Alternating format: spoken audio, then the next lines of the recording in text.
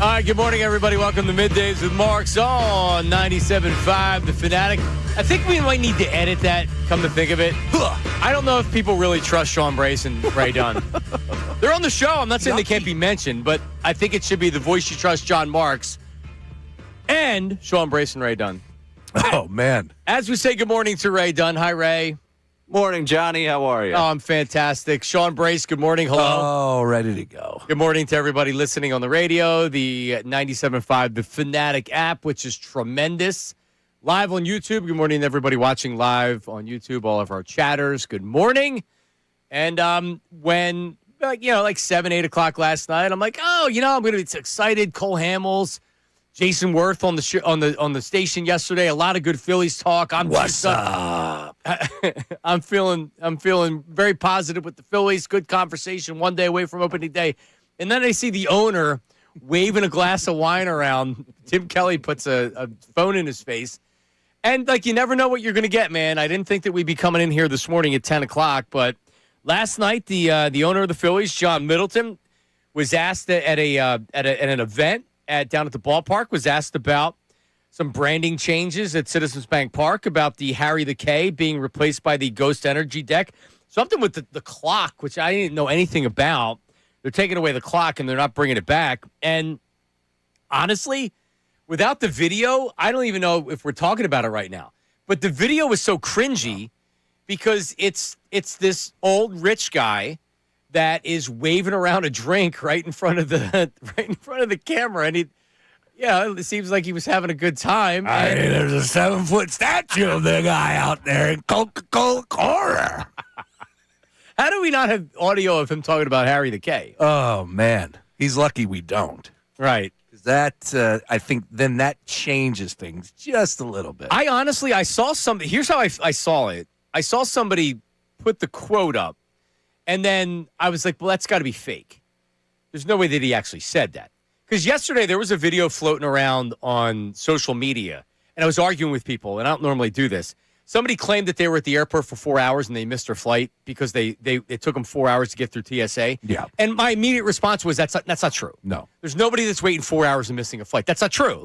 You're close. That's misinformation. But you're not missing the flight, correct? Yeah, no. There's no one waiting because, believe me. They're telling you now to get there 4 hours early. Which is, you know what, it has less to do with what's going on down there. I'm not telling you that it's not a mess. I don't know. I'm not telling you it's not a mess, but there's nobody that whoever posted that video and said that they missed their flight, they were there 4 hours before their flight.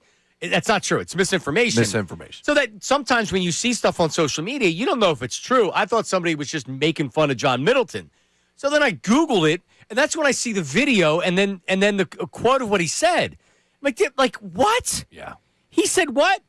Well, look, I get it. There's an emotion to that, but there's a 7-foot statue of the guy in left field. The broadcast booth is named for him, and he has a plaque. I mean, it's not like we're not honoring his legacy, and it's not like we're not going to continue to honor his legacy during the future. And which is, you know what? Nothing that he really said there was inflammatory. It's true. I don't even know if you need to say it.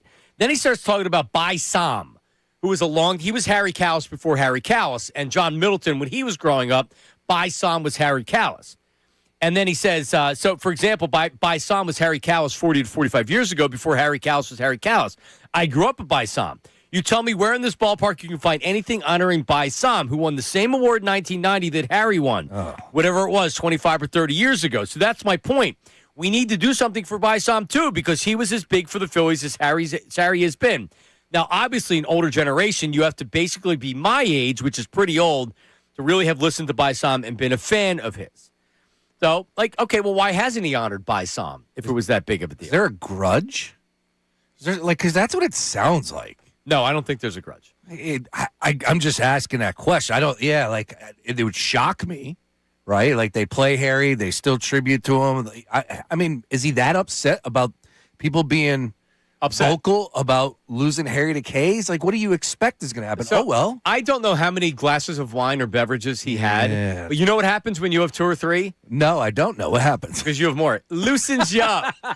And you tend to say things that you normally wouldn't say. And he looked like he was in that mode last night. He finishes, and this is what sounds the worst. He says, the money we save from paying the Kalas family is going to maybe buy some napkins or something like that. it's not like serious money. We're not going to go out and buy a new player. Now, the money that Ghost is paying us, that could fund the player. In other words, yeah, Ghost is paying us a lot of money. The money that we were paying the Callis family, like that's by he used the word napkins. Napkins. It's just so unnecessary and so tone deaf. Yeah, he was a little over the top there.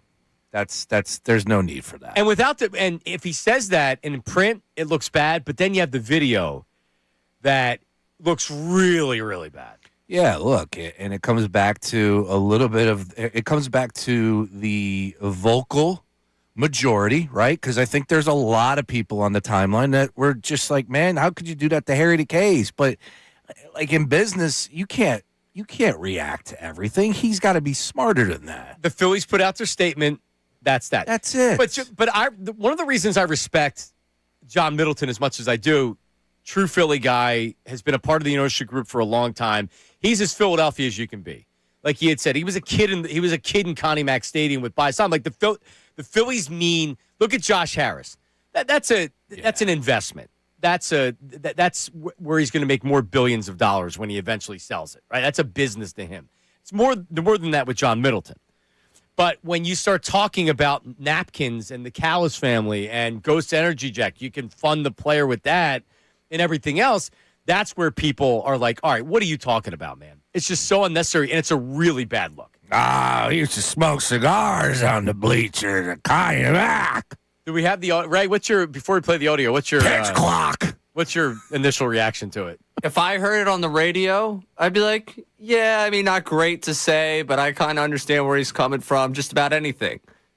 To watch it happen, and I scrolled past the video maybe 6 times on my timeline before. I was like, all right, I guess I got to watch this because this is probably now something we're talking about tomorrow. Yep. The visual was so much worse. Like, I almost texted Tim Kelly asking if he had red wine on his shoes because it looked like he was about to dump the wine on him. To your point, I couldn't stop watching the glass of wine.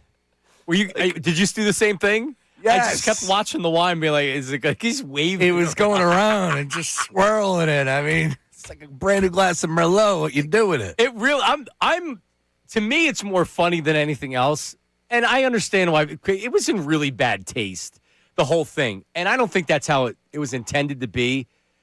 But it seemed like he was frustrated. He's a little frustrated. He was frustrated with the reaction. And he doesn't want to hear it about it anymore. He used the number, 3.75 million people came through the gates last year. He wants to flex a little bit. Oh, by the way, he was aided by some sauce, and he was surrounded, with a lot of people out there with the phones, and of course it's the big media day to build up, and he doesn't want to hear about that. So he flexed a little bit. It was not a good look, and there's no reason to take a shot at the Callis family? Like, does that qualify as a shot? I mean, not as a shot of vodka. It looks terrible. That's a shot. I see. I don't think that. I agree with you. I think he's frustrated at the criticism for it, and I didn't criticize him. I thought it was totally fine. Same. If you want to rebrand Harry the K's, which I don't think anybody really went to. Fine, you're doing it because you're making a lot of money. That's the bottom line. It's a business. He spends a lot of money. If you want to do it, they honor Harry. They honor Harry very well. He's got a statue out there. The money we save from paying the Callis family is going to maybe buy some napkins or something like that. Yeah, that sounds terrible. So here's what they didn't get that. Unfortunately, I guess Tim Kelly didn't get the phone in his face before he said it. By the way, Tim Kelly. Is he the modern day Geraldo? He's the best. Jeremy Schaap? Or he's going up the power rankings. Tim Kelly is up the power rankings more and how more, did man. He get that? He's doing it. So here's what we did hear from John Middleton last night. The world changes. New people, you get new fans, new customers. So people, there are younger people who look at that and say, "Why is that there?" I've got my phone. I don't need stop it. Hang on. So they're asking about this clock, the analog clock that was on the scoreboard. I didn't even know what they were talking about, honestly. I didn't know this was a controversy, the stupid Come clock. on, the homage to Shibe and Connie Mack. And then it was from, right, I didn't know that. Maybe I should have. I had no idea what they were talking about. I don't. No idea. You knew the clock. So there's backlash that they're getting rid of the clock, I suppose. Is that right, Ray? Yeah. Because they're going to put an all-star thing there. They did, But then they're not putting the clock back up. Oh, by the way, it's over a Sherman-Williams endorsement. It's like, what are we doing here? All right, continue. So that's what they're talking about. Yeah. Why is it there? Who cares? And by the way, I saw Johnny Callison hit that clock and have an inside the park home run. He was past second base when the ball hit the field, came down and hit the field, and he slid under the tag. I remember that clock very, very, very well. All right, on the Twitter page, can we put over/under for his blood alcohol level if they gave him a breathalyzer? What would it be, Ray? I'm definitely betting the under on this. Well, it depends what you put. It's certainly over the legal limit. Oh, for sure. Oh, yeah. He was feeling good. He wasn't like, listen, I'm all for it, but there's a reason why people say don't, if you're going to be talking to the media or doing interviews, maybe you shouldn't be waving the drink around. Yeah, well, you tell a 71-year-old billionaire owner. No, but to your point, he felt a certain way about the criticism for Harry the Case. And you know what? I think I would have too, because he starts off saying, I get it. Like, I get it. Well, do you get it? You certainly sound like that you feel a certain way about it. All right, 610-632-0975. What was more tone deaf yesterday? John Middleton's comments or Paul George's comments on his suspension? Crazy. I'm going to say Paul George. We'll get into that coming up next. Middays with Marks, 97.5 The Fanatic. Phillies World Series.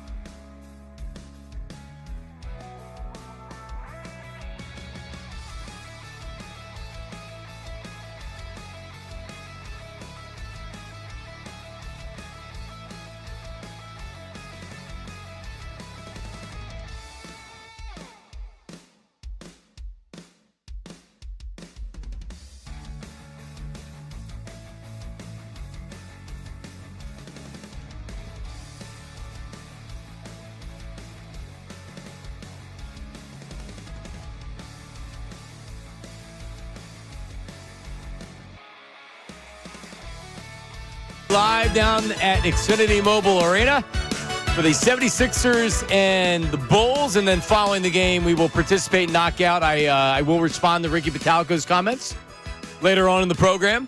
What did Ricky Batalca suck. say? You have to stay tuned. Oh, You suck. Ricky Batalca had a comment about the show and Me. knockout. Oh, you okay? Personal attack. Ooh. Which, can I say from my vantage point, I'm glad that we finally gotten to the real root of the dissension between the two shows. What's that? Me? You and Ricky. Like, I get it. Ricky and I got the whole knockout thing we got to sort out. There is just the undercurrent of war between the two of you right now that I've been waiting for one of you to actually take a shot over the bow and really attack one another. This is good to see. Yeah, I'm happy. I'm glad that I could lead the charge for a while here, but it was always going to be you and Ricky. Thank you. Yeah, I have an idea because it's never been done before. Ricky and I one-on-one basketball A one-on-one game. Are you sure you want to do that? It's never been done before. Oh. I know where you're going. Especially not locally. Okay. Between two hosts at a station, never been done before. Hang So on. that's my idea. Hang on. I'm thinking some announcers. I'm thinking, how about Kate Scott. Tim Donaghy as a ref? All right. Now we're cooking. Dude, no, that would be great. Donaghy starts calling fouls on Ricky that aren't fouls. Oh, that would, and Ricky throws the ball at Tim Donaghy. It would be awesome.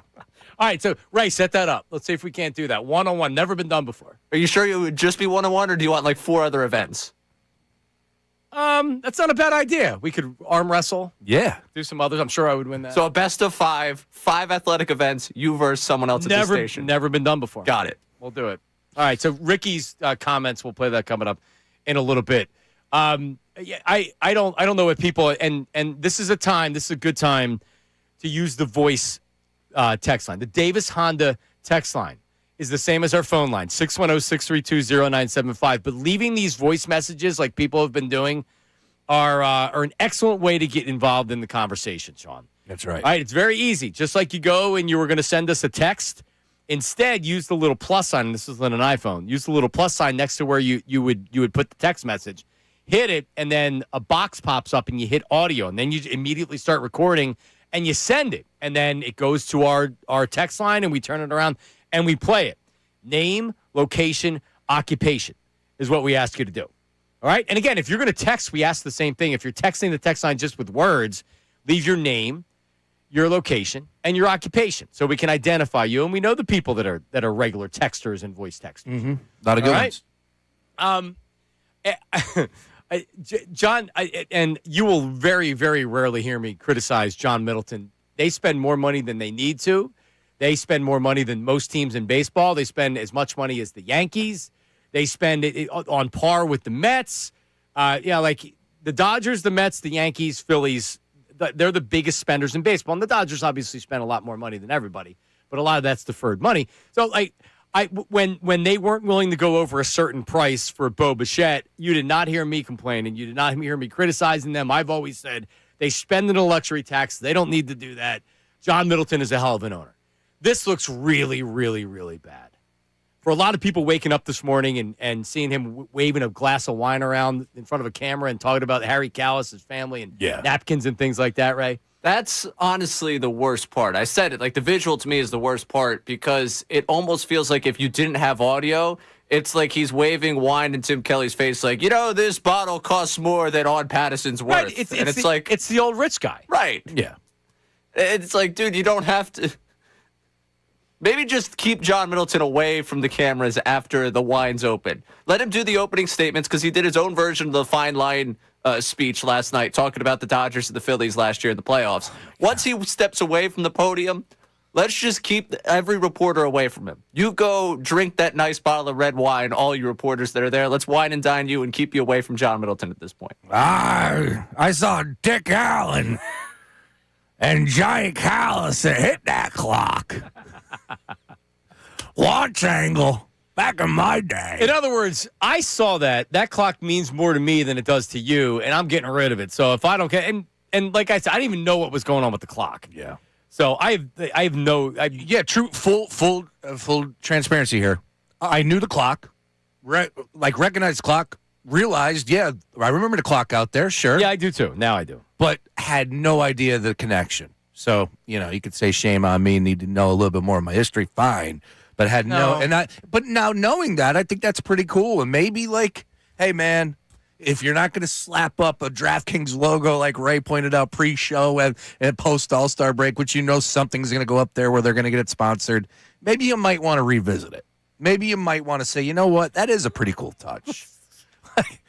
No, get rid of it. Yeah, but the best is the video is one of the best things I've ever seen. Look at him. His eyes are open. Got the napkin in the hand, peanuts in the pocket. Yeah, he's got the plaid suit without the tie. And it was a good night for the Phillies. A lot of buzz down there. They got a lot of new elements. Yeah, it was really cool. Jimmy was down there. Chris Sanchez was down there. Yeah. And unfortunately, that's what everybody's talking about today. But that's not our fault. Correct. No, man. And without that video, I would have been down there with a glass of wine, but I and you know wasn't who's me. to blame? Tim Kelly. Tim Kelly, you're ruining the season. The media again, Ray Dunn. It's always the media trying to bring the teams down. I can't believe he would stick that camera in John Middleton's face, but John Middleton clearly didn't want to talk to anyone. Yeah, he had nothing to say. Phillies owner has never been one to meet with the media or the fans or talk about what he wants to do. That wine's getting dangerously close to the top. I saw Johnny Callis hit that clock inside a park. All right, he was past second base. I took a trolley to Side Park, and I lit that clock on fire. Good grief. All right, Paul George yesterday. Yeah, more of this. I mean, geez. And by the way, and I saw that it had since gotten changed, but I had saw one like blog that had posted Paul George wouldn't speak about what the PED suspension was for. And I'm like, hey, it's not a PED suspension. Then I saw on ESPN.com, and it was a story by the Associated Press.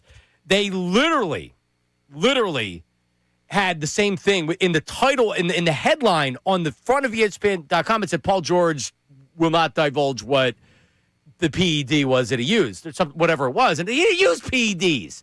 Paul George, he apologized for it, but then he gave the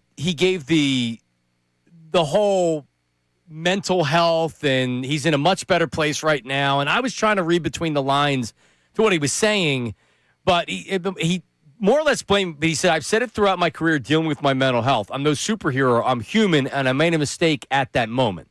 So what does that mean? Before, when the suspension was announced, it seemed like he was saying, "I took this because of my mental health." In other words, didn't a lot of us think that? In other words, I took this that's supposed to help with your mental health, but it's illegal, and I tested positive for it. Ray, did you think the same thing with Paul George, that when it came out, it was, well, this is what I tested positive for, is for my mental health? That he was going to tell us? No, that when he initially got suspended, it was blamed on the mental health. And because we were talking about, well, did he take ketamine? Mm-hmm. And because some people say like low doses of ketamine are used for mental illnesses and mental health, was he eating mushrooms on a microdose because that's known to help, or it's thought to help for mental health? That's what I thought. At least that's what I thought was being used as an excuse. I don't know. Put that on a show sheet, right? Yeah, I mean, I don't know. Excuse is a tough word for me with this one. Like, you have to know what is and isn't legal in the league. So you can't really give me the excuse of like, oh, yeah, I just took this and then I found out. Like, if you're taking something new, you got to be able to clear that. That's your responsibility. No, but we know that, right? Like, yeah. I understand it. It's not an excuse, but he's more like I thought he was saying, hey, I took something and you're not supposed to take it and it's illegal, but I was the excuse. It's an explanation, not an excuse. The explanation is I took something for my mental health. It was illegal to take, but I took it for my mental health. You can't take ketamine and get a note from a doctor. But like for years with marijuana, it was illegal and you weren't able to take it, but still people thought of as it being medicine. And you look at it now, it is considered medicine almost everywhere. Is this one of those deals where I have to come out and give like the opening caveat, like, oh, I'm glad that he's doing better and mentally fine and everything is moving in the right direction? Or could I just get to it where he cost the Sixers momentum, games, possibly seeding, and oh, by the way, he's a max freaking contract? Like, I was so disgusted with him approaching the media, and I knew it was going to happen. I knew that was going to be the case. But it's like this woe is me type attitude down there, and it's the mental health angle. And again, there are plenty of people out there that are dealing with it, and I get it. I'm with you. But come on, man. Paul George, 25 games, is a max player, max contract player for this team. A focal point, whether we want to believe it or not. It was Daryl Morey's vision. And he comes out there and says, well, you know what? After 25 games, I'm in actually a better spot. My body's healed. I got this reset mentality. Yeah, I made a poor decision, but I'm in a much better place now. Oh, yeah? In other words, it was actually good that I got suspended for 25 games. Correct. I'm telling you, man, this is a bigger picture, John. This league is dealing with a lot of trouble like this. Point blank the league's in a bad spot for sure. All right, so here I'm reading from Yahoo Sports. After being hit with a suspension on January 31st, the 9-time All-Star admitted to taking, quote, improper medication for a mental health issue. In other words, I took something for a mental health issue, but it was illegal, improper medication, right? I'm reading on. George was asked Tuesday what the substance was, but he didn't divulge that information, instead noting that those details were personal. But his remorse was clear as he peeled back some of the struggles he was dealing with when he turned to the medication. Being a pro athlete takes a toll on you, and my body wasn't where I wanted it to be. Obviously, I'm going to have an expectation for myself, and that's what led to the poor decision at the time. But again, I said it throughout my career dealing with mental health. I'm no superhero. I'm human, and I made a mistake at that moment. Okay. So it's mental health, but the body, there's conflicting statements there to a point. Yeah, but I mean, so what are we talking about here? That, like, he was just in a bad, like, people get into bad spots and they use drugs, they abuse drugs because they're in a bad place in their mind or in their body. Sure. So, I mean, and I'm not saying he did this, but what did he do? Ecstasy? And then he got caught for ecstasy because he was in a bad spot mentally? Well, I wish he came in his out. life? I wish he came out and opened up and exactly told us. I didn't expect it, though. I just was a little frustrated. I guess it would almost, I'd rather him say less, honestly, than get up there and say that the suspension was good for him. I mean, that is such a kick into you-know-what. And to the point of Paul George, you know that there's nobody that's had his back like me over here. He was having a good season. A good season. He was above expectations that I thought we were going to get from Paul George this year. So you were in a bad spot. Like, you were actually playing well. Again, you cost this team. They went 13-12. You can go ahead and shine the turd if you want over 25 games. That's fine. But I think that they would have won more games if he's in there. But the statement he made said that he took an improper medication for a mental health issue. That is saying mental health, I took something I shouldn't have, but it was for mental health. Because a lot of people then were like, whoa, mental health. Correct. Like, you have to understand it. Does this sound like it was really for mental health? Or he's blaming his mental health on taking something? That's what it sounds like. The latter. That's where I'm at. And you know what? Like, it's upsetting. That happens. If he was in a bad spot and he took a drug of abuse because of that, I mean, listen, it happens. I don't care. I'm not going to criticize him. It bothered me that the initial excuse was he took something for mental health. Yeah. Which it seems like it's totally bogus. Well, it bothered me where he kind of made like the suspension being a good thing for him. Here it is. Here's Paul George, tone deaf number 2 yesterday. Here it is. I'm in a much better place physically. And so I'm, from a personal standpoint, really excited about that. This 25 games was just what I needed, I think, for my body to kind of heal and, be in a better place. And I've been feeling great. I've been feeling awesome on the court. And so I'm looking forward to putting it to the test now. Oh, great. Great. Well, welcome back, Paul. Thank God. Yeah, it's great to have you back in the mix. And, Sixers are playing for a little something here. So here's the big question. He returns tonight. Great. Rah, rah, rah. Cool. I'm not going to poo-poo any fans' reaction. You want to go ahead and cheer him? Knock yourself out. My question to you, John, is this. Like, he's not missing a game from here on out, right? Like, there's 10 games left in the regular season. He plays every game, right? I mean, if he's physically able to. Is he going to be? He had the last 25 games off, so that goes, probably about 2+ months? When does this come down? End of January? Yeah, he can play one game and his knee can be sore. Who knows? I don't know. I mean, I think I'd be naive to think he's just going to play the rest of the games because he had 25 games off. And B could have 125 games off. It doesn't mean he's playing 10 straight. I know. That's and where is I'm he at. back tonight? Oh, he's questionable. And that, for a lot of people on the timeline, that means he's back, which is, I just love the logic that we have been dealing with when it comes to this franchise. Has he been questionable? What's been his status, right? Doubtful, I think, was the furthest we got down the line with him. So he's playing last tonight. week.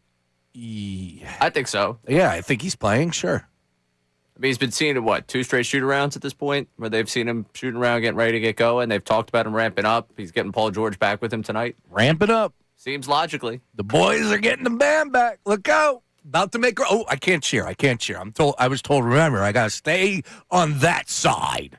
No. No, ain't no one going to tell me what to do, okay? You've been more than nauseating with your support for the Sixers. You're allowed to. Well, no, by the way, you're allowed to feel a certain way about Joel Embiid missing as much time as he did because you're the one guy that still hasn't given up, at least here. I've given up the fact that they're going to do anything in the playoffs, but I want to see them make the playoffs. I want to see them get that experience for guys like VJ, and let's see what Maxey can do if he get back out there. Oh, by the way, great hit last night with Jimmy Fallon. Dare I say great? Did you see it, John? No. Oh, it's fantastic. with icon Alex Earl. What's her Alex name? Earl. Alex Earl, there you Yes. go. Icon. Good work. No, I mean, and it's unfortunate because normally I'm glued to Jimmy Fallon's show yeah. every night, and then last night I fell asleep. Shout out to the Roots, but yes, I'm with you there. That was the biggest lock of all time that John was not awake last night when Fallon. I actually was. I was Oh, up you were until awake? almost 1 o'clock. He's a big Jimmy Fallon guy. I He was told I was me. awake when you sent the email last night. He never, Really? He never misses. I was Jimmy at Fallon. Wegmans at 11 at 10:30 last night. Our entire show then, except maybe Dutsy, was awake at that time. Nate was telling me he didn't sleep. Nobody's sleeping on this show. Yeah, last night Oh. was a late night because of. I slept last night. Oh, okay. So you missed the Fallon hit. Yeah. I just slept. got to the end of whatever game they had on NBC, which I guess could testament to the league that it was Cavs Magic last night. Sure. They're like, tonight on Fallon, it's like Cardi B, Cardi B. Alex Earl. Oh, all right. And then Tyrese Maxey. I was like, wait. Tyrese Maxey's on Fallon tonight for what? He was promoting his new shoes, but it was a good hit. He's got a lot of billboards on 76, the rotators. Yes, New Balance. He's got a watch product. Yeah, Maxie's a stud. He's So a star. I checked in with an insider, Matt Cord, to see is Embiid playing tonight, and he told me he's questionable. Yeah. Thanks, Matt. I was looking for some insight. That's good. Looking for some insight, and He sent you the injury and report. I wouldn't have said Matt Cord told me. I was just looking for the And he follows up and he says he says he's going to play a knockout. So there you go. Joel Nice. Embiid playing. No, Oh, Joel Embiid playing a I knockout. thought Matt Cord was playing. All right. Yeah, that might be unfair if Joel Embiid played knockout. A little bit. We do have a change in the roster that I don't think I told you guys yet. Huh? Yeah, unfortunately, Beef is out. Sean Bernard is in tonight for knockout. No. Represent the team. What happened to Beef? Beef apparently is under the weather. Oh, him and Connor. Yeah, people are fighting it a little bit. You know, Yucky. that's the March Madness flu that's still going around, I think.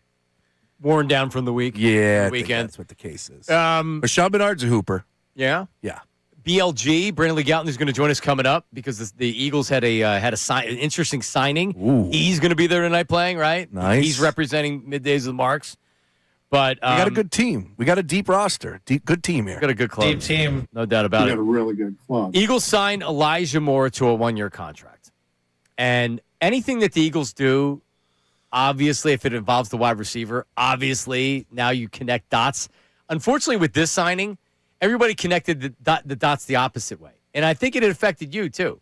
Yeah, it did. All right, so tell me why. I'm at 80% now. What? Yeah. So, Sean, you were at 90. I've been at 90 for the past couple weeks. That AJ's getting traded. Yep. And why did you go to 80? It feels like, again, I'm bumping down 10% here. I'm not getting too crazy. This isn't me saying this trade is not happening or anything along those lines. But there is a real deal connection. I mean, this is his brother he's referenced, okay, when he's talking about him. I wouldn't even call it a friendship. It's family. There you go. The things we've been through, the things we talk about, it's real substance. That's someone who is connected to me in a way that's more than he's blood. Yeah. You got That's Elijah Moore on AJ.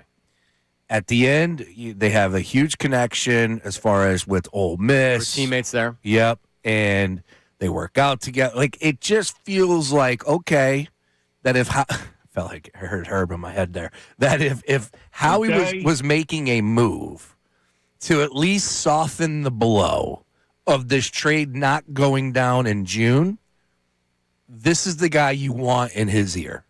This is the guy you want in that locker room. Now, the production is there. This guy's been able to catch, a lot of balls. He was on practice squad. Well, He was practice squad look, last year. he's still a decent player that you could bring in. I get it. Look, they're scraping the bottom of the barrel right now. Still, though, I think that this had a little bit more of camaraderie attached to it than a different move. Let's By the put it way, that way. and that's not to say I don't like the signing or the player. I was a big fan. I'm surprised that he hasn't had a little bit more success. By the way, being with the Jets and the Browns isn't exactly the best franchise to be with to start off your NFL career successfully. Yeah. He's certainly talented, and if you put him in the right offense, see, here's what I'm seeing right now with the Eagles offense, and this signing to me is independent of A.J. Brown. Ooh, And I still believe A.J. Brown is gone. you're not bumping a percentage. So you think about the Green – no, I'm 99%. You're 99. Okay. Still 99%. All right. If you think about what Sean Mannion and the Packers, what their wide receivers have looked like the last couple of years, what did they look like?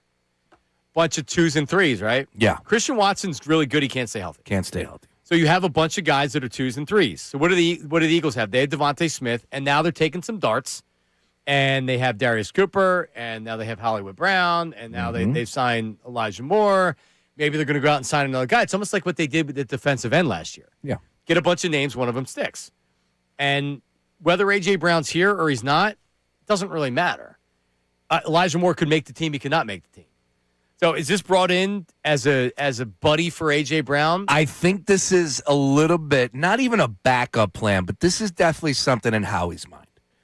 I think that, like, he read the tea leaves. He understands the connection that if this doesn't go down, you're going to need somebody that can communicate with AJ, and you can't depend on the quarterback. Is the quarterback going to be able to communicate? Remember, he used to be best friends like Elijah and AJ? That's true. Again, Elijah had over 100 targets back-to-back seasons, 23-24. I'm not trying to make him out to be anything other than what he is. And he's a good friend of AJ Brown. That is a fact. Well, he's got upside. Elijah Moore. I think it's a great signing, independent of A.J. Brown. I've always been a fan. This guy's been on my fantasy team a couple times. He's never done anything. But it's one of those names that when you're, like, scraping the barrel again, you're doing DFS on a Sunday, you're looking for that cheap receiver. Good matchup. You'll see him. But also, I think with what Mannion wants to do in this offense, he wants guys that can run in the middle of the field, and if you give him a little bit of space, Moore can make some plays. He's got real playmaking ability. He just hasn't been able to do it. I asked him that. I said, "Do you want guys that can run in the middle of the field?" He told me that, or whoever that guy was. Right, the guy that looked like Sean Mannion, and he also said he thinks Jalen Hurts sucks. Yeah, right? I couldn't believe it. He just volunteered that information. Wow. Who? Ray, thumbs up Elijah Moore? Why not? You think it means anything to AJ? I think it's It could. hey, man, if we don't get this done, we got Elijah Moore here, but I really don't think it does much in terms of them stopping to try and trade him. Brandon Lee Goutton, Bleeding Green Nation. He's going to be playing knockout tonight on our team. He joins us next to talk about the Elijah Moore signing and the Eagles offseason. Middays with Marks, 97.5 The Fanatic. No.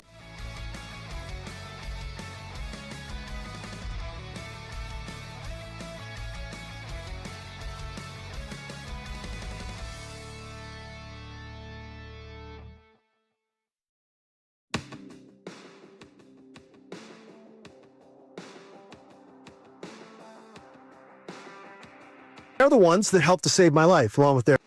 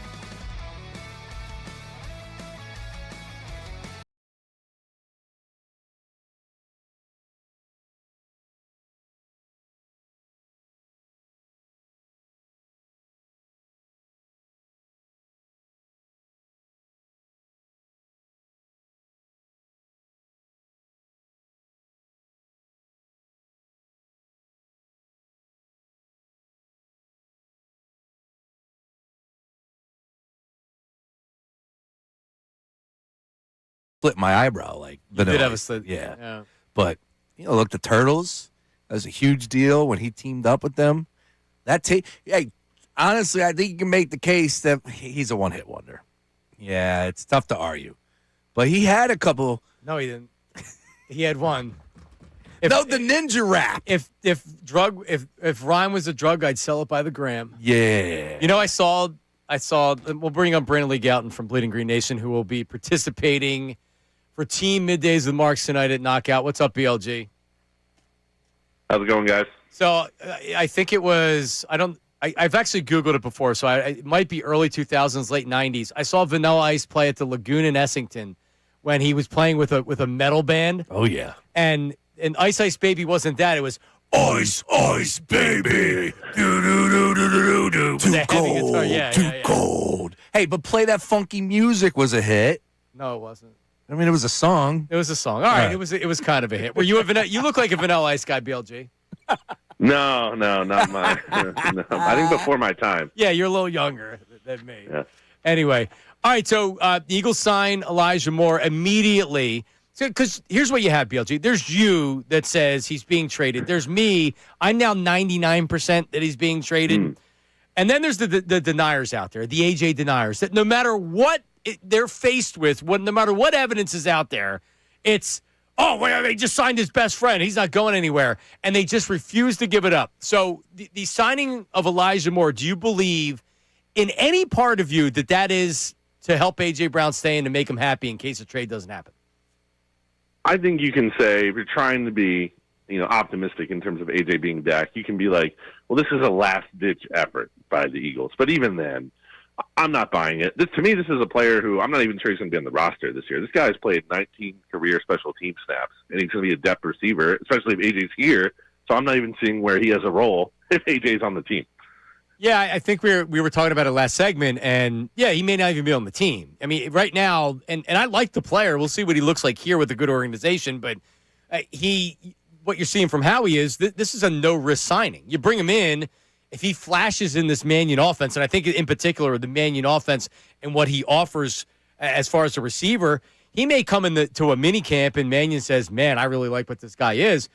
There's really no risk to bringing him in. And you know what? If AJ is on the team, awesome. He's got his boy. Yeah, if he makes the team. But what if AJ's on the team and they cut him? Nobody's talking about that. Oh, that's a good angle. Yeah, absolutely. That's the downside of it. I mean, this is the kind of move that Howie likes to make in terms of former draft pedigree. They did something like this last year where they bring in Terrace Marshall, a guy who had been like a day 2 pick. People thought highly of him going into the draft. You take a shot on him. You get 90 off-season roster spots. Why not bring him in? So we're going to go with what we think happens is AJ's eventually traded around June 1st. So the wide receiving core looks like Devontae Smith, number 1. And then is there a true number 2 on the roster? Or you have a bunch of 3s and 4s and you're hoping that that's good enough to get you through? Yeah, it's definitely the latter as of right now. Obviously if they draft someone day 1, day 2, maybe you feel differently about that. Although that's a lot of pressure on a rookie. You can't just count on a rookie coming in and being awesome from the jump. It's not always a great bet to make. And I think part of the reason they signed Hollywood Brown is that if all goes wrong, there's a number 2 there that I don't think a guy ideally you want to be your number 2, but he can do it. There's worse options to have. But basically, they kind of need some of these younger guys to step up. And I don't know, we'll see what Darius Cooper can do. Johnny Wilson will be back healthy. But they don't seem like number 2 options to me. No, they don't. Dallas Goedert also being re-signed because when it seemed like he was underutilized in previous years, if you're not going to have A.J. Brown, you're going to need more of Dallas Goedert. So maybe he's able to kind of get some of the options because, like you had said, BLG, going with a rookie as the number 2 wide receiver isn't something that Howie normally would do. In fact, it seems like Howie learned those lessons from making mistakes previously doing that. Especially in a year where you're trying to be really competitive still here, right? It's not a rebuilding year by any means, like it was more so in 2021. You draft Devontae Smith, it's pressure to win now. So you're asking a rookie to come in and be a difference maker for you. Again, it's possible it works out. I'm not saying it's impossible. They could get the draft right. They could draft someone who's really good.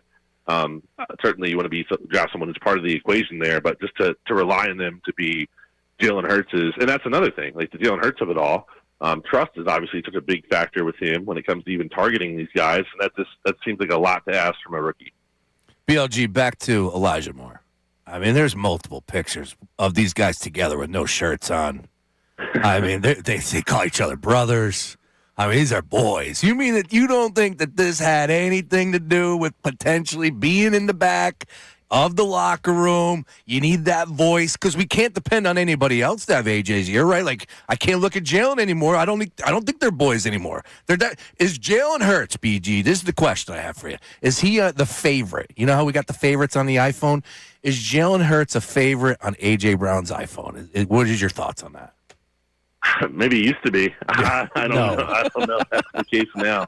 Yeah. Well, Elijah Moore is, and I was at 90% BLG. Should I not move my percentage? Where you at with that? Because I'm down to 80. I think that this Elijah Moore, like you said, has just a little bit of flavor to it, just a scent to it of just in case AJ sticks around, I got that good cop in the locker room.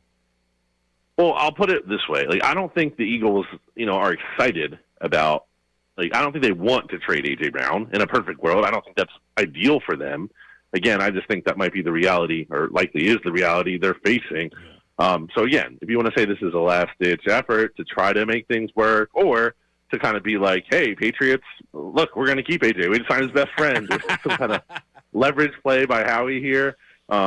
I think those are low percentage chances of what is actually going on. But, yeah, I'll entertain that. Yeah, I still, and I know Schefter had said this on McAfee. He's like, I don't think they have a handshake agreement. I don't think they have a handshake agreement either, but I think there's an understanding. We want the player.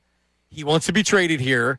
You're going to trade him here. Now it's a matter of trying to figure out what the compensation is going to be. And at this point, unless the Patriots say, okay, we'll give you what you want, there's no real reason for the Eagles to make a trade right now. Unfortunately, or fortunately for us, BLG, that means we're going to have to wait April and May. There's 2 full months that we're going to have to deal with this. Yeah, absolutely. And it's already been talked to death by now. And we just keep on waiting interminably, what it feels like. So, yeah, I agree. I mean, I don't think it's a handshake deal, but I think it's just kind of an understanding that you're saying. It feels like someone's going to blink at some point in time, and why not at a point in time where it makes more financial sense for the Eagles ultimately. So, I think it's just a matter of the waiting game. All right, there he is, Brandon Lee Goutton. Just for our audience that doesn't know, because you are representing Middays with Marks tonight in the knockout tournament, your listed height is what, BLG? 6'9". 6'9". Are you really listed at 6'9"? Yeah. I've been around BLG a bunch. You're 6'9". You didn't notice he was tall? I didn't think he was that tall. I mean, Nick's roast beef when Carson Wentz got drafted, the draft party that we were a part of was a long time ago, but for crying out loud. You've lost a lot of brain cells. Yeah, just a few. So I'm counting on you. So if you miss the foul shot, you should get an easy putback. Right. Like with me, because I'm listed at 5'10". I may not be 5'10", but I'm listed at 5'10". So it won't be as easy for me to put it back. So do we position him behind Batalico? Ooh, that's so he knocks out Ricky. All right, we're gonna have to utilize you properly tonight, BLG. But we appreciate you coming, and we'll see you tonight.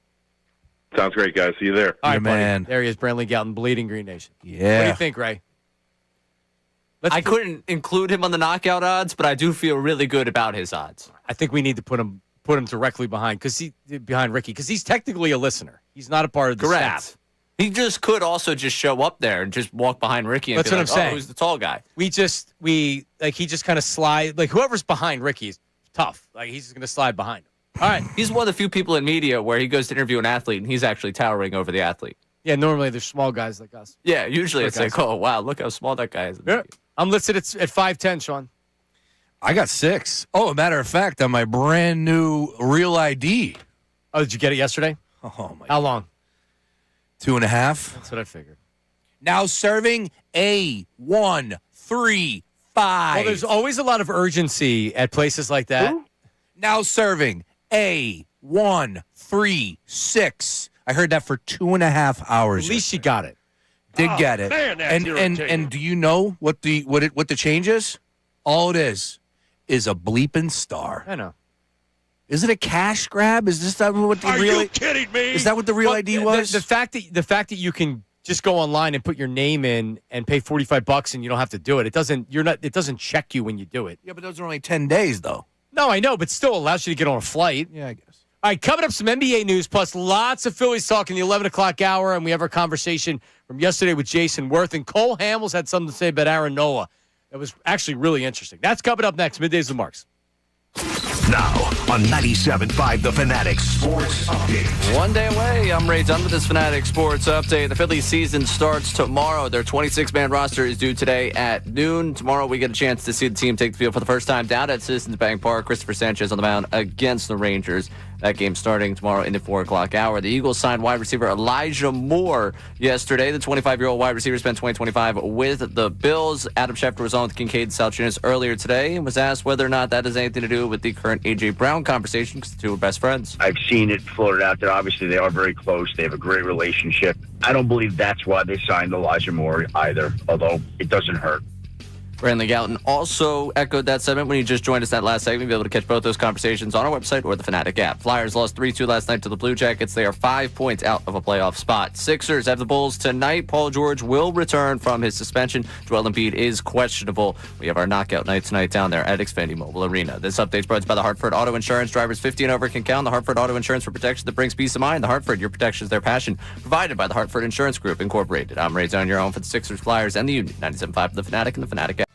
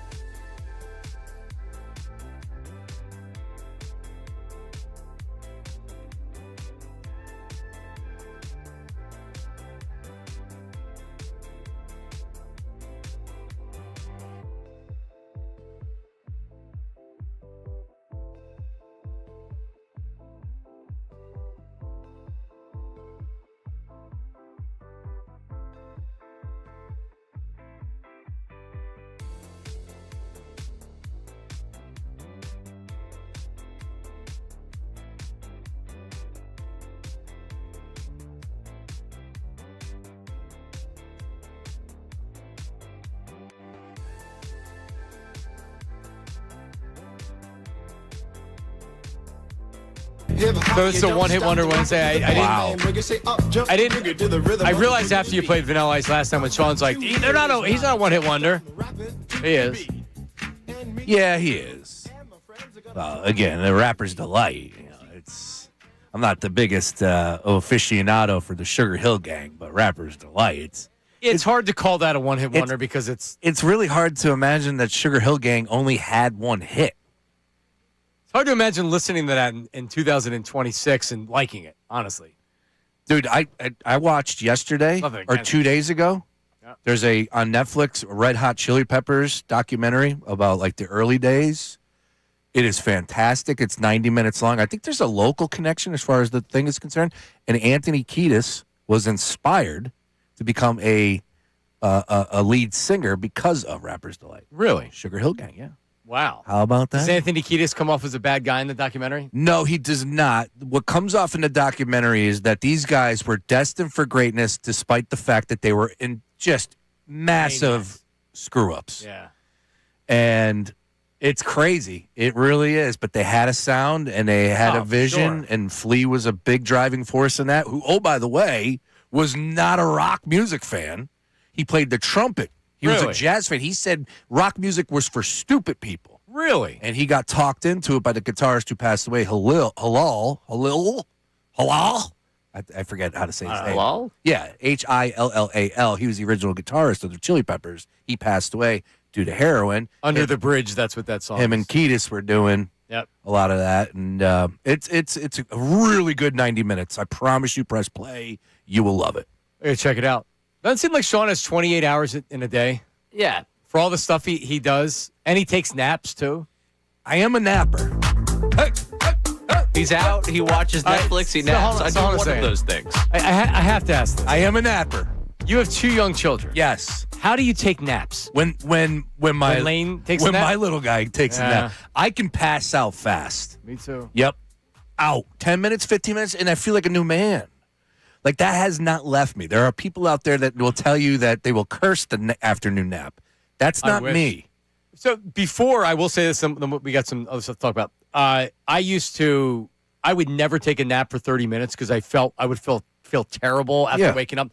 Not anymore. A lot of people say that. When I pick up the kids, I make sure I get to the car line early. You snooze in the car? I will sleep for 10 minutes in the car. Let's go. 10 to 15 minutes. Because I bring my little girl with me. Yeah. I bring Bella with me, and we'll get in the car, and like I'll put on something for her to watch or some music for her to listen to, and I will set the alarm on my watch just to make sure that I wake up. Sure. For 3:35. Yeah.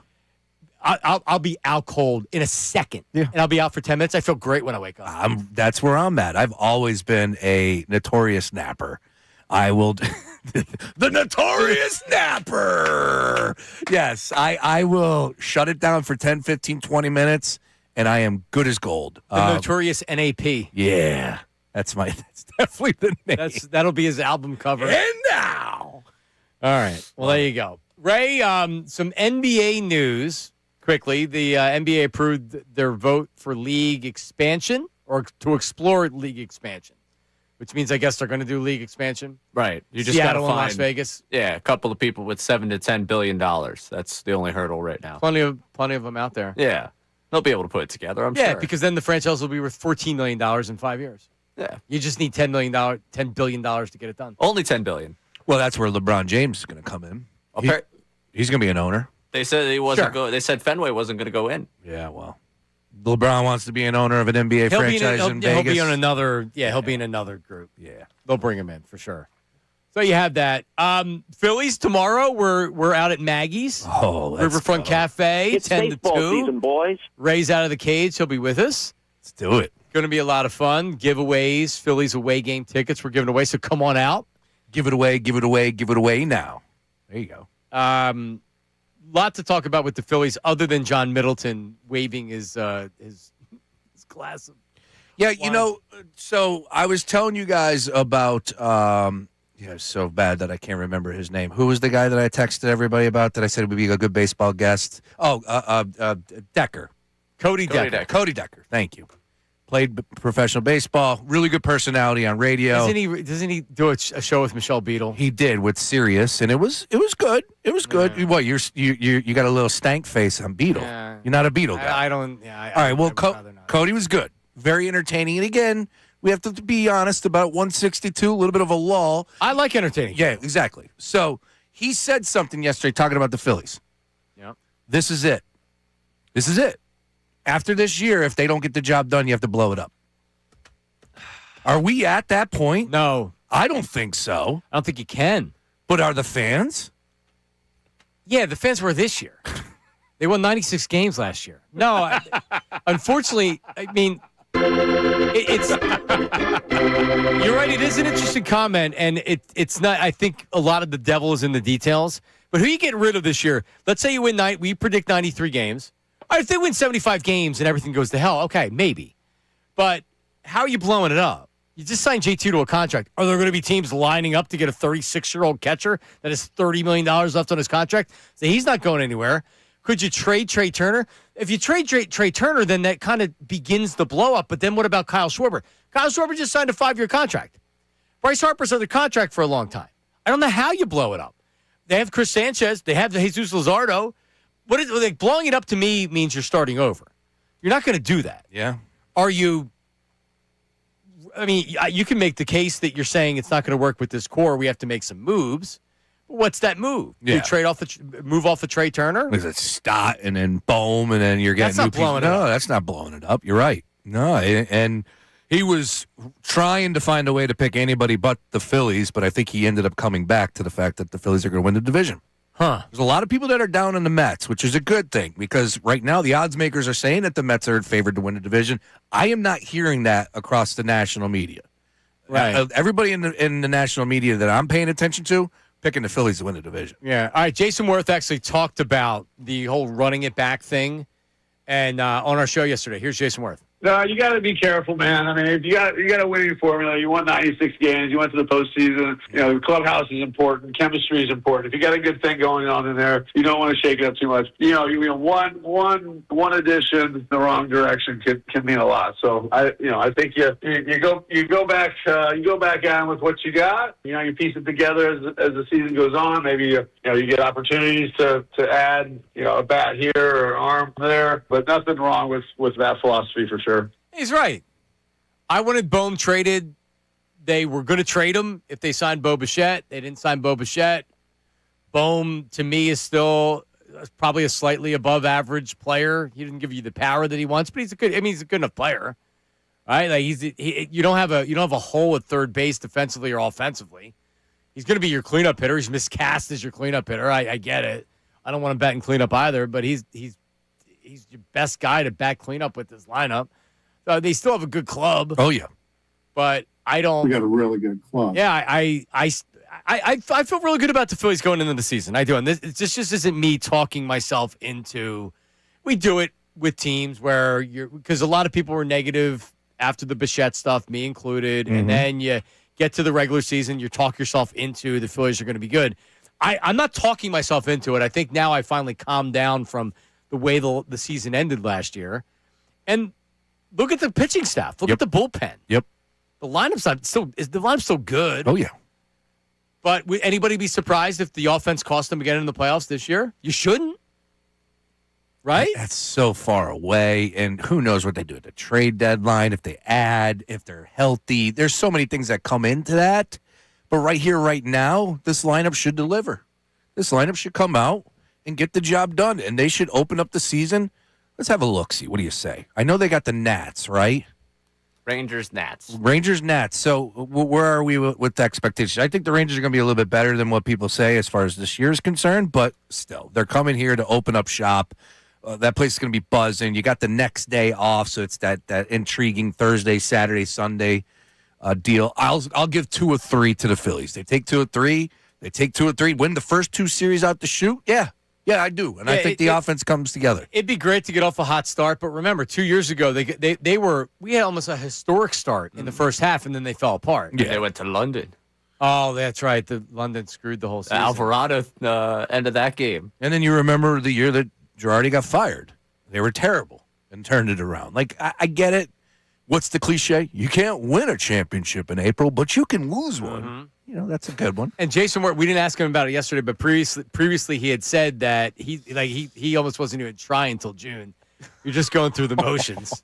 Doesn't care about early season baseball. Wait, right. And I'm yelling about Paul George in the state of the NBA, and I had somebody say that. Yeah, we don't care. But to your point, it's 162, and you can't have the mentality and the mindset of, well, hurry up and get to the playoffs. But it's kind of what it is. I enjoy the regular season, so I love baseball. I love the pace of baseball. I love that it's 162. Oh, by the way, then they go on the road to Colorado. Okay, that should be 2 of 3. And they were brutal last year. Yeah, then the Giants. We'll see what happens there. Then you got the Diamondbacks, the Cubbies. A couple winnable games there to start. Let's get it going. But it comes back to pitching, and that's where we're at. And the starting pitching is going to win them 90 games. Yep. For sure. Well, better this year because I don't know when Sanchez and Luzardo are 3 years later down the road. Oh, and then Sanchez's contract was deferred to 21.55 or whatever it was. Shout out Ghost Energy, man. We can defer contracts now. I like it. You can fund the player. Woo! Just ask John Middleton. We don't do deferrals here until we want to do one with Christopher Sanchez. You take those napkins. Yeah, John Middleton will join us again coming up in the show. So, good Phillies day on the station yesterday. Jason Worth on with us. And if you missed that interview, you got to go check it out. Go to the website. Go to the app. 97.5, the Fanatic app. Jason's awesome. But Cole was on with Ricky and Bill. And Aaron Nola last year, everybody knows, had a poor year. And Ray, what's the bet that we have with Nola? Sub 350. Yep. So is that what we settle on? Because you were begrudgingly doing that. Well, you were talking at 420. I had him at 370. You said half a run's not enough difference. Okay, but you were the one puffing your chest out saying I didn't say he's going to have a 6 ERA. I was talking about it in the 4s. You were talking about Cy Young type year for that was Aaron Nola. never what I was saying. Well, that's what he implied. No, your implication is that he's a bum, and my implication is that you undervalue him. My implication is that at this point in his career, he's closer to a 4.5 ERA than the 3.5 ERA. Which, by the way, he's closer to a 3.5 ERA. Right. Which, by the way, 3.83 ERA career. Last year struggled. Obviously, 17 starts, 6.01. The year before, 3.57. Yeah, good luck, Ray. So Cole Hamels and Ray, and I think I said this to you. Cole Hamels, what he said about Aaron Nola makes a lot of sense. I thought he had a good point. Here's Cole Hamels talking about Nola. Sometimes when you have years where it's just year in and year out, you're doing your thing.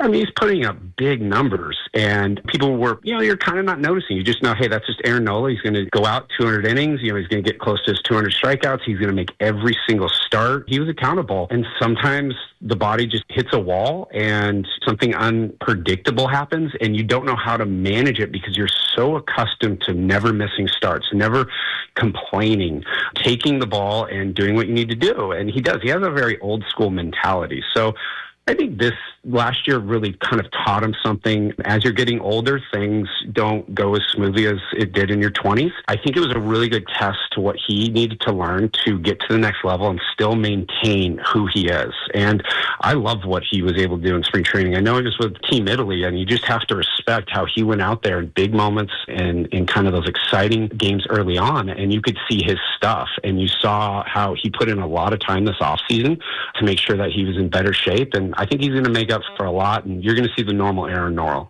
Yeah, it's a really, really good point, and he's obviously talking about himself. In 2009, after being the World Series MVP, Cole admitted it. Mm-hmm. He wasn't as prepared in spring training. He was on the banquet tour. He was the toast of the town. He's the World Series MVP. The Phillies hadn't won a World Series in a long time. The city hadn't won a championship in a long time. And he was the guy. Mm-hmm. And he learned a lot about what not to do in the offseason. He came out that next year. So this is a guy from when he was drafted. He shot through the minors. He dominated on every level. He came up as a 22-year-old rookie. He won 15 games in his first full season. He won at a 3.09 ERA in 2008.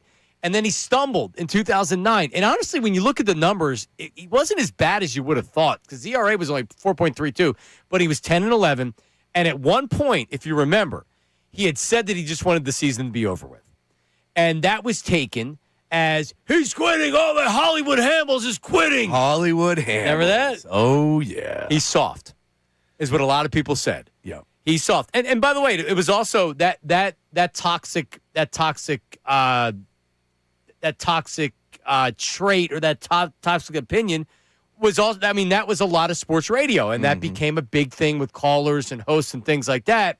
Really what he was saying was, this is the worst year of my professional career, and like Cole had said right there, you don't know how to handle it. And Nola last year had never experienced failure like that. Nola, like Cole Hamels, got drafted, shot through the minors. Not only shot through the minors, dominated at every level. Came up as a rookie, was good as a rookie. And then, like, he had some off years as opposed to some on years. But for the most part, he had success every single year. And then last year happened. Yeah. And he had physical issues that were happening. And I think most importantly, Sean, his stuff has really looked good this year. Yeah, that's what it comes down to. Exactly. When we talk about Harper, we talk about bat speed, all the analytics that go into that. And that's why I formulate that opinion that I don't think he's going to have a drop-off. Aaron Nola, same thing. His stuff was there. It was only 2 starts. Also, another thing that when he was drafted, he pitched a ton for LSU. They drafted him because they needed somebody to get into the rotation right away, really fast. And credit to Ruben Amaro for making that selection. Right, that was Ruben, correct? Yep. Yeah, Ruben. All right, thank you. But Aaron Nola, no ifs, ands, buts about it. His stock is up after the WBC. 9 total innings, 1 run ball, punched out 8 hitters. The one game against Mexico, I believe it was, where he pitched 5 innings and didn't give up a run, was one of the better starts that I saw from a starting pitcher in the WBC from start to finish. I am not trying to make it the end-all, be-all. No, he was sharp. But it looked good, and it made you take a deep breath, a little sigh of relief. As I've been trying to tell Ray, yeah, he's going to be fine, and he's going to get back to Aaron Nola the way that he looked before. Vintage I'm Nola. an absolute dummy. Yep. Just like I've been trying to tell you all offseason. And so, by the way, I had said that he's going to bounce back and he's not going to be 6 ERA Aaron Nola. But you've been really pro Nola, if I remember correctly. Thank you, Ray. He's right. Yeah, I have been. I'm not negative on Nola. I'm realistic. I'm realistic with Nola. No, but I didn't say he was going to be a 5 or 6 ERA. No, but I may still believe that he's closer to 4. So, there was one time I think you said he was cooked, but that wasn't, it was just... Well, he looked cooked last year. Exactly. That's for sure. Do we have a Phillies voice memo on the Davis Honda text line? What do we got? Hey, what's up, guys? Matt on a cell, self-employed. Pretty much right where you guys are at with 93 wins. Somewhere maybe give me 2 or 3 more, anywhere from 93 to 96. The team's good. We have a good club, obviously. We know that. The team can hit during the regular season. They just whiff during the playoffs. The pitching staff is phenomenal. Bullpen is a lot better than it has been. I want to see Keller. I want to see Duran with a full year. We got an infusion of young players. Man, this team is exciting. I don't know how you could blow it up. People just like saying blow it up, blow it up, blow it up. Their little hands and stuff. But yeah, go on. That was a tribute to Rihanna. Blow it up. Blow it up, blow it up, blow it up. What song's that? But down on the bills, I didn't get my money. I didn't get my money. Money. Yeah, that's what it is. I know that one. Yeah. I swear to you, you guys. Blow it up or pour it up? I think it is pour it up. Yeah, but I like to blow it up. Blow it up, blow it up. I swear to you, this morning I purchased a jacket from Fanatics. You know what? I have a bad problem.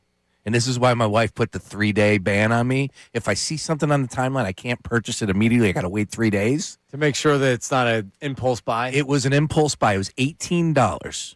It was $12 plus $6 shipping. It is a Rihanna halftime jacket. I swear to you, I bought it this morning. I will show you the receipt.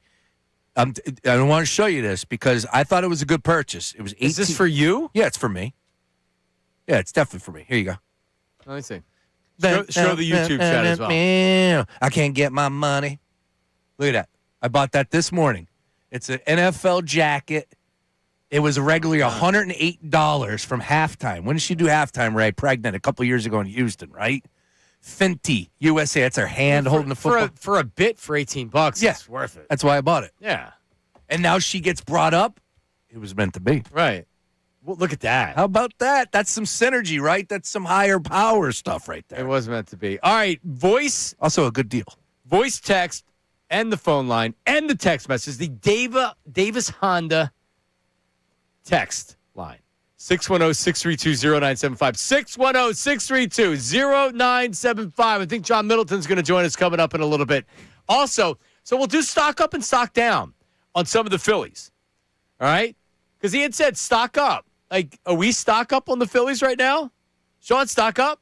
He said that voice memo said the team is exciting. I'm excited. Haven't heard that much. I'm very excited. Are people excited?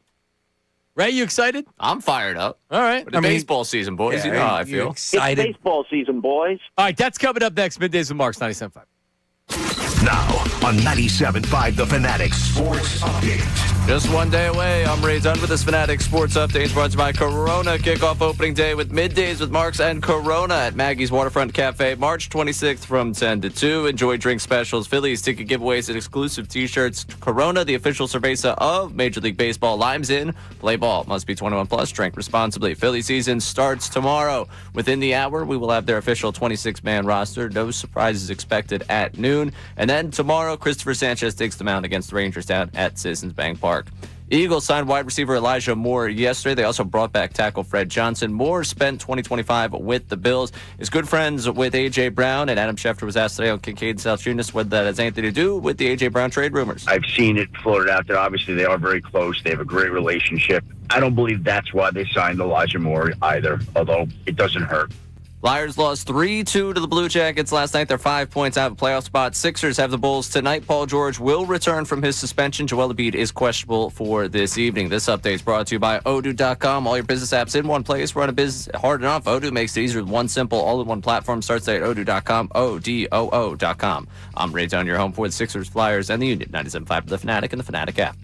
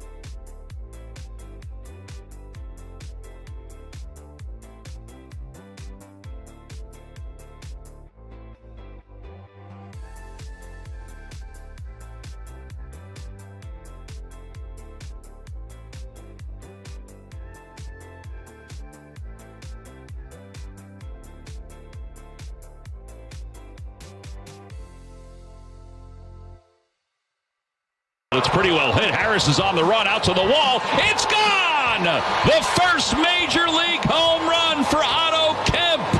It's a 3-run blast. And the Phillies have busted it open on top 8-0. There's the pitch. Swing a long drive. There it is. Number 500, Otto Kemp. Yeah. With his 500th home run. We're back. Tom McCarthy on the call. Otto Kemp. All right, so let's play stock up, stock down. Or, Ray, it can have not changed at all. So this is entering after spring training, entering the regular season. Player stock up, player stock down, or unchanged. All right? And we'll start with Otto Kemp. Sean? I'm in the zone. Yeah, I mean, how could you not be? I'm in the zone. It's just where I need to see where he's playing and how many at-bats he's getting, that sort of deal, before I go balls out like you. I mean, I love the drop. It's worth being in the auto zone just for the drop. And the T-shirt. Yeah, I'm not going to sit here and say 20 bombs this year. No, but forget about numbers. Just as far as stock up. Stock up. He had a good spring. Yeah. You feel like you can count on him as a platoon. Yeah. Ray, stock up, stock down, unchanged for Otto. Unchanged with Otto. Oh, come on. So what did you think before? That he was a platoon player that was going to play alongside Brandon Marsh, and I should temper my expectations for him? But he's shown you good power again in the spring. Sure. How much good power? I watched him launch one out of Clearwater. Other than that, it's like, all right, I didn't see him go on a Barry Bonds tear where I'm like, I can't believe this guy was even available for the Phillies to have. His spring training, he had, what? All right, 4 home runs. Okay. That's good. There you go. Okay. But yet still, you don't want to say stock up. That's enough. But you know what? I don't want you to say that because I'm never this guy that says, no, but you will not be allowed in the auto zone. Okay. At all. You're out. So you keep rooting against him. That's fine. All right, you're not allowed in the club. That's fine with me. All right. There you go. I'm in the club. You're in the club. Yeah. JT Realmuto. Stock up, stock down. Ray, start with you. Stock up, stock down, not changed. I'll go stock up for one reason. He's been really good with the challenges. With the automated balls and strikes, that's going to be valuable for them this season. That's about the only good thing point. I've got with him right now because we all know where I stood on giving him a contract and how much I really think he's going to taper off quickly as an offensive player. As a catcher, if he can steal a couple outs for you with the automated balls and strikes, that's big for me. Unchanged for me. John? Stock down. Ooh. Yeah, he's dropping in the lineup. I just see. He's a year older. He is a year older. He's 35. Yeah, we get older, and that happens. He has. It sounded like Romo there. So the thing I would say, I need to get the offense out of my mind and more focus on what Ray's trying to do as far as catching and, oh, by the way, calling a game. He was fantastic last year. Remember, he was my first half MVP. How could you forget? So with that, you need to build on that. You got a great rotation, even better bullpen. Keep that going. He could easily get to stock up once this bad boy gets going. But right here, right now, I'm sour on JT. I just am. Wow. All right, Bryce Harper, stock up, stock down. Ray? I mean, you saw him hit that big home run in the World Baseball Classic. And then beyond that, he became a steward for the game of baseball when he walked over and congratulated everyone in Venezuela. How could you not be all the way through the roof about his stock? What a guy. It's going to be better than last year. Stock up. Yeah. Yeah, stock up. I don't necessarily like that they didn't do anything with the order. Rob Thompson made it pretty clear.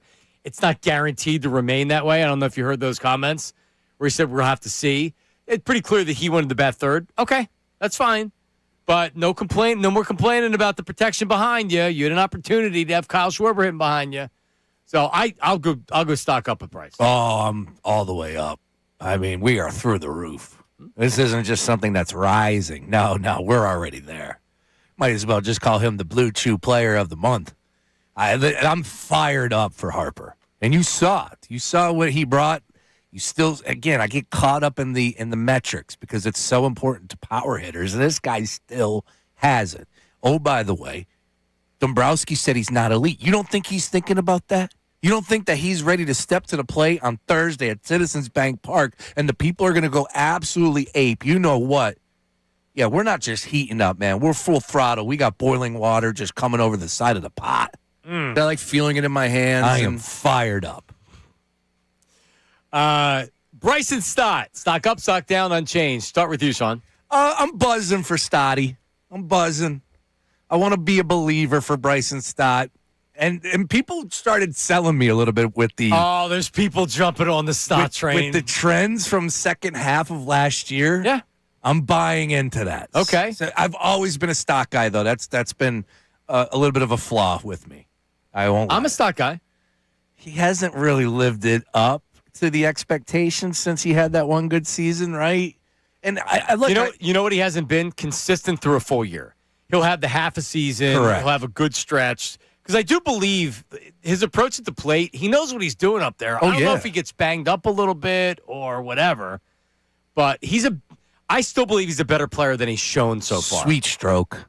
I mean, maybe the best stroke on the team. I do worry that too many, I am being sold a lot on Stott right now. There's a lot of selling going on. Well, right now. you have to believe that, look, we know the connection with him and Harper. Hey, think about that, Elijah Moore, A.J. Brown. That connection's been working for those two. But you're buying. Stock up. I'm buying. Ray?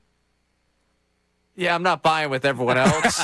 There's just way too many people in on the stock thing right now that I'm unchanged. I don't want to compare it to the yearly Mike Schmidt, Mike Franco is going to be an MVP candidate story that we got every year in the 2010s. Right. But it's all right. This is the year for Bryson Stott. It's all right. Maybe Bryson Stott just is what Bryson Stott is. That's a really good defender at second base, and probably just a platoon bat. Inconsistent, yeah, because Sosa may be getting platoon at bats for him. Trey Turner, start with you, Ray. Unchanged. I'm unchanged too. Yeah, I would have been much more down on him this time last year than I probably should have been. He's a good player. Yeah, maybe he didn't get enough credit for last season. Yeah. I agree. But he had a good year, and coming off a batting title, remember that 305 average. Oh, are you poo-pooing it? No one talks about it. I sense a little. Well, yeah, I mean, I could smell a little sarcasm in that tone. Listen, if you grew up with baseball cards and read the back of the baseball card, when someone had the 305 average, it wasn't bolded. Wow. Now it's No, bolded. it wasn't. Wait, that's a Hall of Famer. But it didn't win a batting but title that's every for year. a career. That's for a career. Okay, well, how do you get to have a 305 career? You bat 305 in your career. There's one season. I agree with Ray, though. 305, it's not. He was the only guy to bat 300 in baseball, right? Congrats. Yeah, that's a great thing. Well, You it's had a great unbelievable. season. Both leagues? I think so. There might have been one other guy. That's crazy to win a batting title at 305. It is. It is. Stock up, stock down. I'm stock We're up. not moving. No, I'm stock up on Turner. All right, boom, to you. I'm buying in. Stock up. There's a lot of positivity coming over on this side of the microphone. No, that's good. Yes, because it's a contract year. There's a lot of money at stake. Again, the bullseye was put on his shoulders, on his back. Yeah, sure, that was Casty. There was a lot of talk about the guy behind Harper, and a lot had to do with Casty. But let's not That's Bohm. push Bohm off to the side. Bohm is definitely taking notice of that. He's got inventory on that. So when he steps up, I'm not going to talk myself into 20 bombs, but I think he can have a little bit more of a productive. 17. Sure. I'm unchanged, Ray. Stock up. I'm kind of buying. Just because I think he got a bad rap for last season when he was dealing with the injury last season, and ultimately the numbers were down. And the way 2024 ended with him being benched, personality-wise, I'm sure they're kind of sick of the sulking. But if he's going to sulk his way into not making money, then that's on him. At this point, it's a contract year for you, buddy. Let's move it along here. We know what you are. We get back to what you were the last 2 years. You'll go make yourself some handsome money. You don't have to work ever again. All right. Bohm sulking last year? Well, that's kind of been what he's known for. I'm really worried about the equipment manager every time he grounds into a double play. He's going to spike his helmet. And it's going to go fly into a million pieces. Yeah, Poor Adam's got to pick up 1,000 different pieces of his helmet. They've 'cause your buddy. That's the bat boy. Oh, that was the Phillies are fatigued, have been fatigued with his maturity. He's got a lot going on in his personal life that he shouldn't be sulking over. I mean, he's a winner off the field. He's doing well.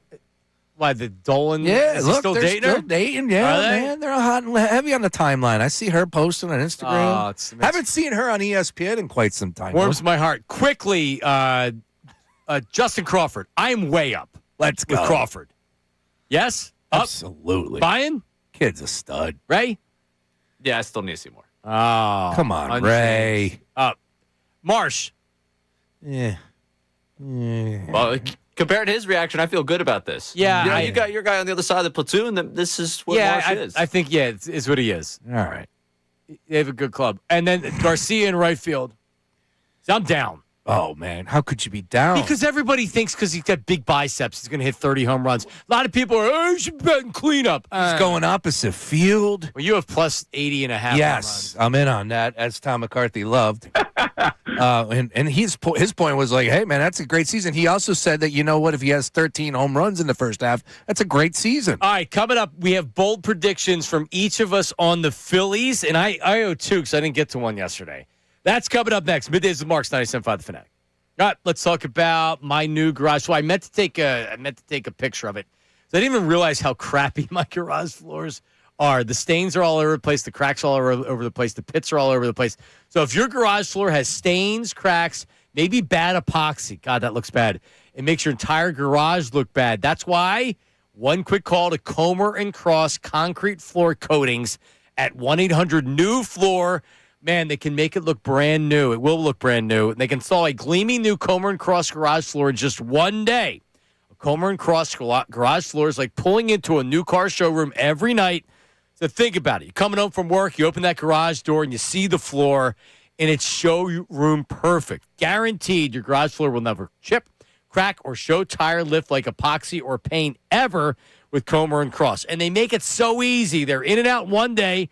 They'll fix your garage floors, cracks, and pits perfectly, and they're all certified uniform. There aren't subcontractors at Comer & Cross, all pros. So check it out. They'll even take your stuff out of your garage for you. For quick and easy, Comer & Cross garage floor estimate. Call them today, 1-800-NEW-FLOOR. 1-800-NEW-FLOOR. It's that easy, 1-800-NEW-FLOOR, or their website, COMER, Comer & Cross, COMER Cross. COMERcross.com. The Birds are making some moves.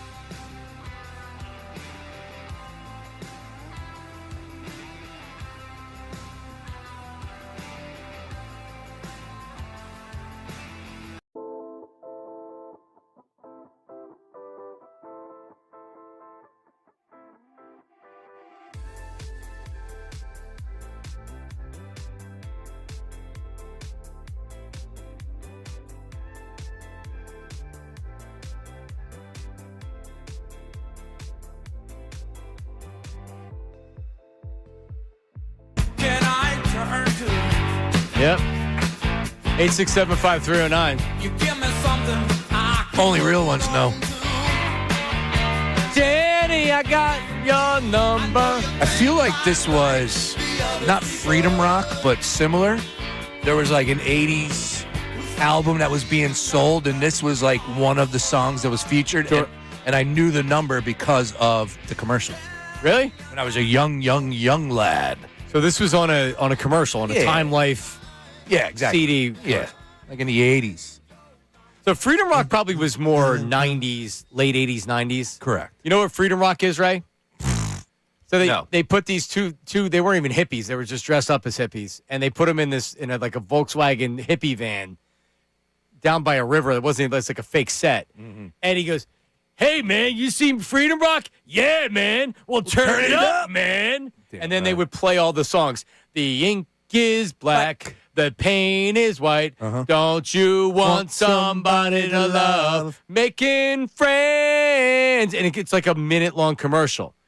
And it's like, Freedom Rock's got it all, man. And then they would, you call the 800 number and you get Freedom Rock. And it was really just like a compilation of Freedom Rock. Yeah, Nice. And I probably sung yes. Turn. If I leave here tomorrow. So good. That was the role. So you feel like Jenny 8675309 was on one of It those. was like one of those 80s. Yeah, it was good. Okay. All right. 867-5309. All right. We have some bold predictions. Do we have a voice memo on the Phils on the Davis Honda text line? What do we got, Raymond? Good afternoon, gentlemen. This is George the plumber. Got a little bit of a hot take. I think Andrew Painter is going to have anywhere from 9 to 11 wins. And if he does that put Phillies at one of the top starting staffs in Major League Baseball? I don't know, but again, I think his 5 innings a game may alter that a little bit, but hopefully they let him go and they let him do his thing because I believe the young man is going to be successful. I agree with you. I think it was on ESPN.com. They ranked the best starting rotations. Did you? Any of you guys see this? They had the top starting rotations. I don't remember if it was Athletic or ESPN.com. I read so much, but they had the Phillies, I believe, at 5th, and they also didn't list Wheeler, and we know Wheeler now looks like he could be back at the end of April. So if Wheeler was starting the season in the rotation, that would probably be even more. Considering without Wheeler, they were ranked 5th. Yeah. Now, Wheeler is making a rehab start at AAA on Saturday. Yes, and what are they doing for that, Sean Brady? So this was pointed out on my timeline by the great Luke Arcani. Iron Pigs rehab ribs.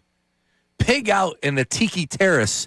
Rehab ribs. Come celebrate opening weekend with the Iron Pigs on Saturday, March the 28th. Great idea. Little Zach Wheeler on the mound. Of course, he's missing a rib.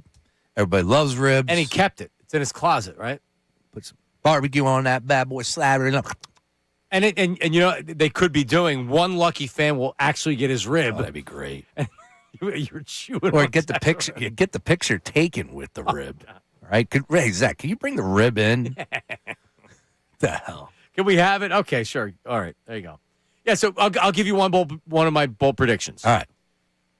Chris Sanchez, 2nd in Cy Young, but Jesus Luzardo, 3rd in Cy Young voting. Oh. You got 2 and 3. So they come up empty, but 2 and 3. I don't think anybody's beaten Skeens outside of... There's a big positive. I like that. Yeah, Sanchez is odds on 3rd. If you look at the odds to win the Cy Young, and he should be. Yeah. I think Luzardo, by the way, he was a top 10 Cy Young guy last year, too. So this isn't like, but I think both of these guys are going to have great seasons. So Luzardo, 15 wins, 15 and 6, 3.2 ERA, something like that.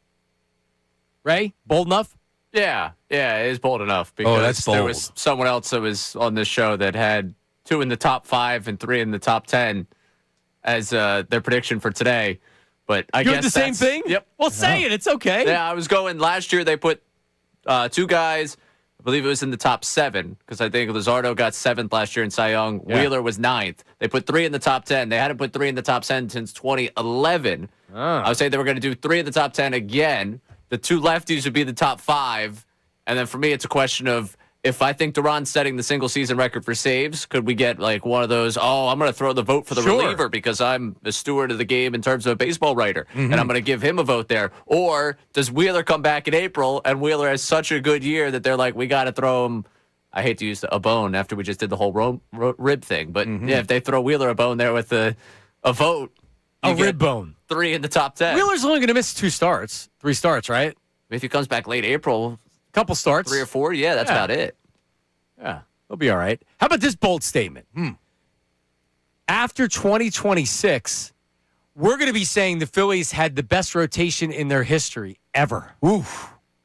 How about that? 2026 rotation better than the 4 aces. It's pretty good. What do you got? All right. I'm going on the defensive side of the ball, boys. Uh-oh. And the last time that the Phillies had a Gold Glove winner, it was 2023 with Zach Wheeler on the mound. Now, in 2024, they had a couple runner-ups. They were blanked in 2025. This year, not 1, not 2, 3 Gold Glovers coming from the Phillies defense in 2026. And I won't even – Garcia and Wright. Yeah, I was going to say Garcia. Garcia. So you're not even going to name who they are? No, 3 Gold Gloves. It's wide open. Okay, well, who would they be? Who are the logical It's candidates? Harper. Okay, he's playing top 5 Gold Glove level. Stott. Okay. Stott definitely did great glove. And I can't use Wheeler because he's probably not going to – it potentially could be Garcia. Wheeler. I'm going to go Garcia. Garcia wins a Gold Glove out there and right. So what he's really saying, possibly 4 Gold Gloves on the team. Right. With Wheeler. The whole damn team. Crawford upgrade in center. 9. Did you see Marsh was a runner-up in 2024. Marsh was a runner-up. Runner-up? Was he really? Yeah. Doing this exercise a year ago, Marsh, I believe, was or 2 years ago, he was my Gold Glove guy, and I was Also, they give a Gold Glove to a utility player? Did not That's got to be a newer thing, right? Well, so they can have 5 Sosa. Oh, there you go. Sosa plays left again, robs a couple of home runs. Let's keep him out of left. If he's going to win. Yeah, because the right-handed option in left is so good in his position. Be quiet, Ray. They're so mean. The $1 million infield / outfield. We got Gold Gloves all over the place. Let's go. Entering the regular season, stock up everybody on the pitching staff. Painter's a big stock up for me. Nola's a big stock up for me. Yes. Luzardo, Sanchez, I feel the same. Yes. Walker, the same. Wheeler stock up because you weren't sure when he was going to get back. Yes. Insane how fast Wheeler's going to be back. Man. Just the Painter one. I'm going to be excited to be there for his first start. Stock up. Excited to see him get going. Well, you already got tickets? Yeah, I got the ballpark pass. Oh, see, Ray's got to see it with Painter first. Oh, yeah. He's not going to go stock up. You want to see it, right? Well, yeah, I want to see him get through 5 innings. That was the big thing a year ago. We saw him through the spring. He tapered off after the first time through the order. It's only natural to have a little bit of skepticism. Okay. All right. How about the ball yard? Can we do a little stock up, stock down with the food that was being offered? You see some of the new items yesterday? Yeah. No, well, yeah. Unfortunately, John Middleton. I did. I saw it last week. Okay. Oh, look at you. All right. No, I didn't see it in person. That's when they put the stuff out. And then last night they actually had the event. Yeah. How do we get an invite to that thing last night? I think you just go. Should have gotten it in your inbox. Yeah, I think I might have. Oh. Yeah, I know. I could have seen you down there. Totally. That would have been cool. Yeah, you could have had John Middleton. Would have been right next to spilling him. wine on your face. Hey, John. You need a pour? John, I need to know a little bit more about Jimmy Dykes patrolling left field. I'm really excited for the Ghost Energy deck. It's going to be fun.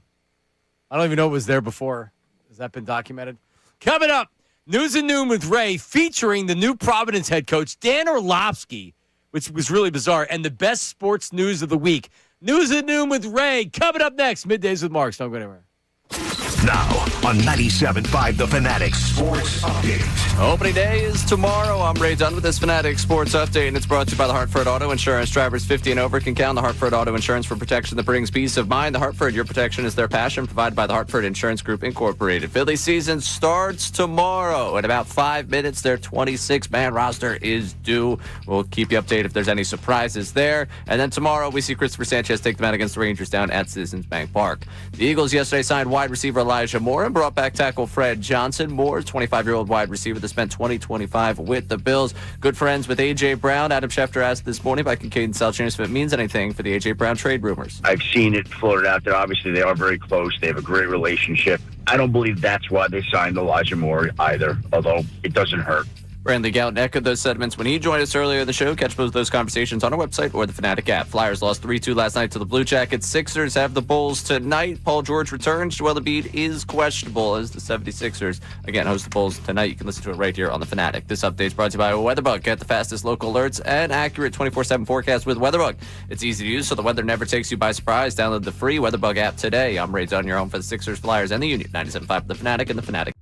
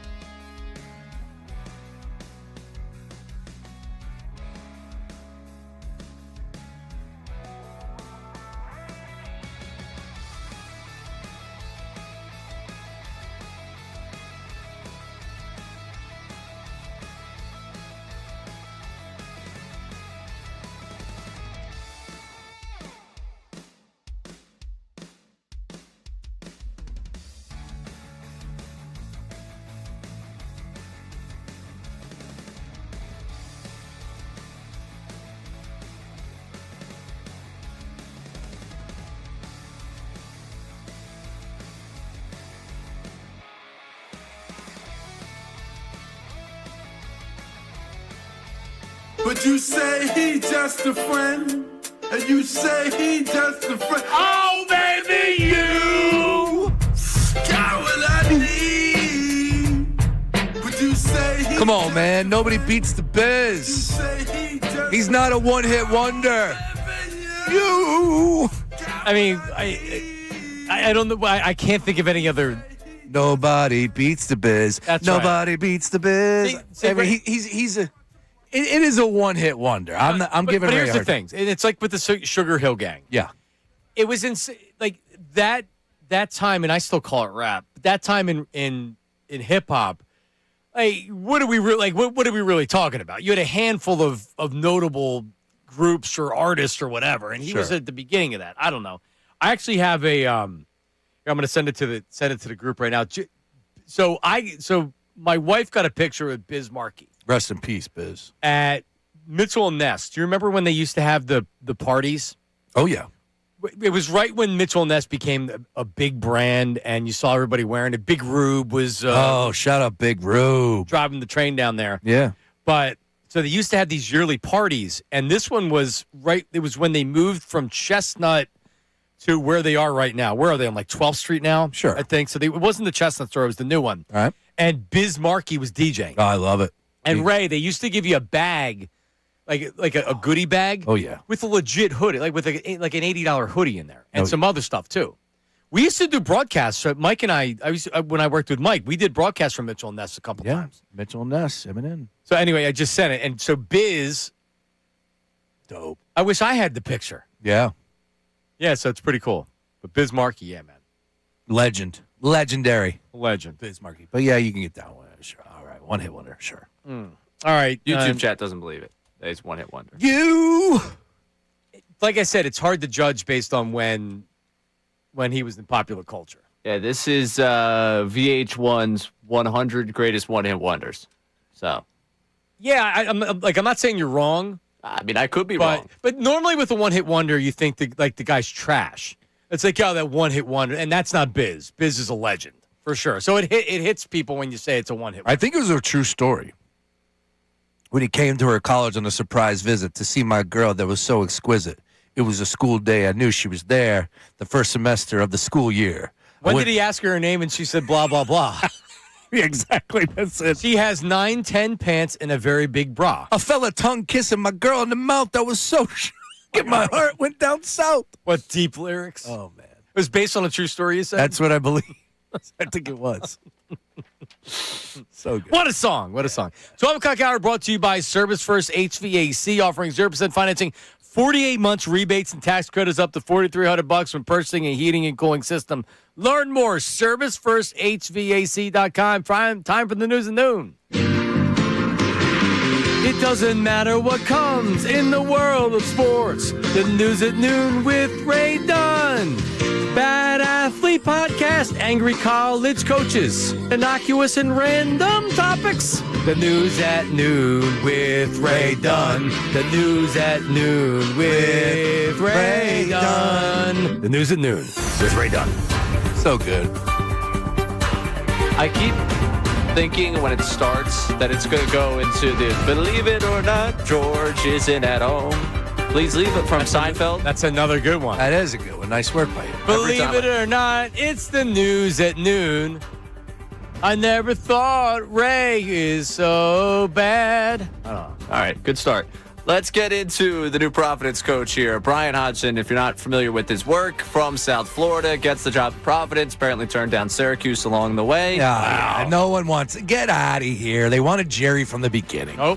Apparently, the St. Louis coach also turned down Syracuse. They wanted Jerry from the beginning. As it turns out, resources matter, and where they're at right now in the ACC makes it tough. But hey, you know what? They wanted Jerry the whole time.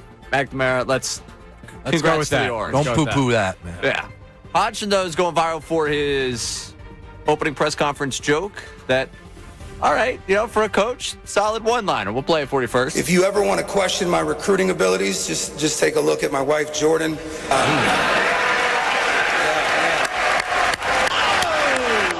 Now, I'm not sure what type of journalism schools they got up there. I was always taught not to applaud, not to give the whole ha-ha, but, hey, listen, Providence College, whatever it is up there. He made the joke. The issue with him making that joke for this press conference is... His wife's not hot? No, when he was announced in South Florida. If you have any questions at all about my ability to recruit, look no further than my beautiful fiance. The best recruiting job of my life. Notice how he had to give himself the clap. No laughs. Yeah. Wow. He went back to the line and it delivered big time. But you can't do the same line at two jobs. Well, his fiance. Within a year. Oh, within a year, too. Good grief. He was only at South Florida a year. He broke that joke out a year ago. Things move So fast. why does South Florida media, it's South Florida, they're in Tampa, so they don't really care? Yeah, they don't care. It's like, And then in look at all Providence- these beautiful women around Tampa, buddy. Right. And then in Providence, everybody's so happy they hired a coach and Right. everything else, and they're like, ha, ha, ha, ha. Because the Eagles media can be pretty chummy down there. yeah. That's fair. I like It's the off. I don't think McLean's doing a lot of laughing, The but roaring applause, though, like, all right, listen. no, it was over. It was a decent joke. Yo, all right. He ain't lying though. He ain't How lying. does the wife feel about that? She likes it. She likes the attention. They did cut to her. There wasn't really a big smile, and I would Damn. imagine this is a, oh, man, he's What's doing her this name? joke What's his name again? She's young. Brian Hodgson. Hodgson. Hodgson. Well, how old's he? I don't know. I'm probably young as well. He's 38. He looks evil, man. Oh, come on. Look at the picture. Come on, look at the picture. Look at the picture of Google. Well, it's the dark brown. Just Google it. No, Yeah. but he looks evil. He looks possessed in the first two pictures you see. She looks good. Yeah, I guess she does. It was like, so who was more happy about that? Do you remember when what was the Michigan coach that got arrested and was in court? More, yeah. And and his poor wife had to go to court with him. And it's like, oh my God, like really? Yeah, these people are rough. Oh my God. Anyway. Yeah, you can't use that. You can't use that. You know what? I'm going to go against you here. I say I'll allow it. I'll allow it. It was a good line. It delivered, and he ain't lying. Yeah, she's attractive. She's sharp. Like a million other Instagram people out there. Again, the Tampa media was like, yeah, we got influencers left and right down here. See, I don't even want to get in this conversation, but it's clearly like not a great boob job either when I look at it. Well, Just saying. How could you tell what a good boob job is versus a bad boob job? With my eyes. Just looking at Pitt, like I don't even want to go down there. You guys let's drug me save down the show. I don't think All right, anyone took it down that. Let's talk about Well, do the when you're- box and one. What's his defensive When you're in the philosophy? green room, Matchup zone. about to get your hair checkup, I would imagine they got some things hanging on the wall too that will show you what See, what's right and wrong listen, with them she's there. a lovely woman. I'm sure they Yes. have a beautiful family. I see the son here. Beautiful, beautiful family. Nice guy. Yes. So he's going to do well in Providence. Let's Okay. move on. Yeah. Great. Box and one. All right, we're going to move on. We're going to go to Dan Orlovsky on Pat McAfee. There's really no good way to segue out of that. Pat McAfee had Orlovsky on, was pressing him on saying Ty Simpson's actually the best quarterback in this draft, not Mendoza. A lot of people tying the Simpson take for Orlovsky to the fact they're both repped by the same agency. Oh, Take a yeah. listen to McAfee try to push him. I would just say I'm not nearly important enough to CAA financially for them to pay me to say something about a guy who might be the 20th pick in the draft. Okay, so fair. I'm just. It's not worth them. I don't make enough money for them to pay me money to say that. You should. But people can think what they want. There is no motive. We will. I am trying to make more money. If that is, no, I'm sorry. I get it. That was a great take. There is no motive behind this. There is no ulterior motive behind this. So the big picture is that he was trying to drag Mendoza down. And one of the reasons that he was using when he was trying to drag Mendoza down, who will be the number one overall pick, no one's here to argue that, was the fact that he said Mendoza did not play in big games. The guy that just won the national championship, and oh, by the way, defeated Alabama in a Rose Bowl on the way to winning it all, won the Big Ten championship, had played in multiple big games last year. Yeah. He said did not play in big games, and it was like, I don't have an issue. If you get out there, you're Dan Orlovsky, and you say Ty Simpson's a better prospect in my eyes than Fernando Mendoza, okay, cool. Like, I could read the writing on the wall while you're saying it. You want to get clicks, you want to get views, you want to be going right when everyone's going left. But to say that Mendoza didn't play in big games, what are you doing, Dan? Yeah, I mean, I agree with you. I think that he feels like he needs to have a take that is going to get people talking. Understandable. It's what the ESPN wants you to do. It worked. I actually heard him on, not in a good way. I heard him on Get Up, and he is starting this thing, and he's already started this thing where it's like, Ty Simpson, there's a lot, like, he didn't say there's a lot of teams out there, but here's what he said. He said, Ty Simpson processes information more on the field before the snap and after the snap, to where Mendoza hasn't been asked to do that. He's coming in, he might be reading the defense, but he's not doing anything once the ball's snapped. And it's like, Like, okay, so maybe the mental part of the game, as far as processing information and reading defenses, he isn't as proven as Ty Simpson. You know what Ty Simpson isn't as proven as Mendoza playing the freaking position. Yeah. Because I watched Ty Simpson play. I don't see a good starting quarterback. I don't see a first-round draft pick. He's going to get drafted in the first round. Oh, yeah, he For is. sure. I wouldn't want him as the quarterback on my team, and I could be wrong. But I saw McCarthy play the same way that McCarthy got overdrafted. I said, I watched him play in college a lot. I never viewed him as being a good starting quarterback in the NFL, and I don't with Ty Simpson. Yeah. Right there with you on that one. He's probably going to go in the wheelhouse of 13 to 16 if you look at some of those names. The Jets are there. The Jets think they're getting him at 16, I think they're picking. Yeah, so I won't be surprised if he is. Again, we understand why this happens. It happens every year. Quarterbacks, premium position. Panic's got overdrafted. Yeah, look, you need that guy, and why not take a shot on a quarterback so somebody's going to reach? Supply and demand. I don't think he makes it to 16. There's not enough supply for the demand of the position. Mike Tannenbaum said it this morning. I like that. Oh, man, Mike, he's sharp. Mikey T. Tannenbaum. All right, what we got? All right, last one for you. Boys, it's happened. Another year for Audubon Joe. The best news of the week, Joe Flacco re-signs with Cincinnati. He gets a 1-year deal, which means we are another year closer to Flacco outlasting Tom Brady's career. We have at least one team signed up for 2026. He's going to make at least one start because Joe Burrow is inevitably going to be out for at least one game this season. We will get Audubon Joe in 2026. It's just about performing well enough in 2026 to get himself to 2027. Well, it's also playing. If Joe Burrow is completely healthy, he doesn't play. He made 6 starts last year. Yep. And inevitably, he was good. Joe Burrow will not be healthy. I actually had him on it. It was one of the, I don't remember why, but I needed a quarterback one of those weeks, and I picked him up, and he killed it. That Thursday night game against Pittsburgh, because it was Tomlin complaining about the fact that the Browns traded him in division. And he went out and he went nuts. And he balled. Yeah. That man still has it. He, however, I just want to bring this clip back now that he's re-signed and he's back. Talked about the fact that he needed to prove it to Jamar Chase and T. Higgins, at least in his own mind. I know I'm 40 years old, but the first couple times I threw to Jamar and T, I was a little bit nervous. I'm like, man, I want them to know. I want to hit these guys. I want them to know, I can put some nice touch on it. I can put it where you want it. I overthought it for sure. One of the first balls I threw to Jamar, he was running one of these little skinny posts we have, and he was a little bit deeper than I thought he was going to be, and I missed him. And I was just like, oh, man, he thinks I suck. With those guys especially, just put it somewhere around them, and they'll make you look good. He's back, baby. And he might be back after this year. Why not? Just keep giving him one-year deals. 41. Yep. How bad does he hate his home life? I'm just curious. Well, good grief. He 6 million reasons not to go. All right. Yeah. I mean, honestly, I think. I'm sure he's hurting. I'm sure his 401k is empty. He doesn't look like. He looks like a guy that just loves playing football, and he. Really, you look at him, he doesn't look like some quarterbacks when they're done, it's like you need to retire, like your knees or what. He never looks like he's hobbled out there. He's not the most athletic guy in the world. I can't believe he threw that, or he played in that many games last year. He played in 9 games. All right, trivia question for the biggest Joe Flacco fan. Ray, name the 6 teams. Obviously, you have the Ravens. Name the other 5. Ooh. Yeah, the Ravens that he's played for? Yeah. Well, he's gone on the tour of that division, so the Browns and Bengals both check off that one. There you go. We throw in the Jets in there as well. There you go. He played 3 seasons for the Jets. Yeah, wow, that was a lot. 3 seasons? 3. That's right. That's right. You got one more.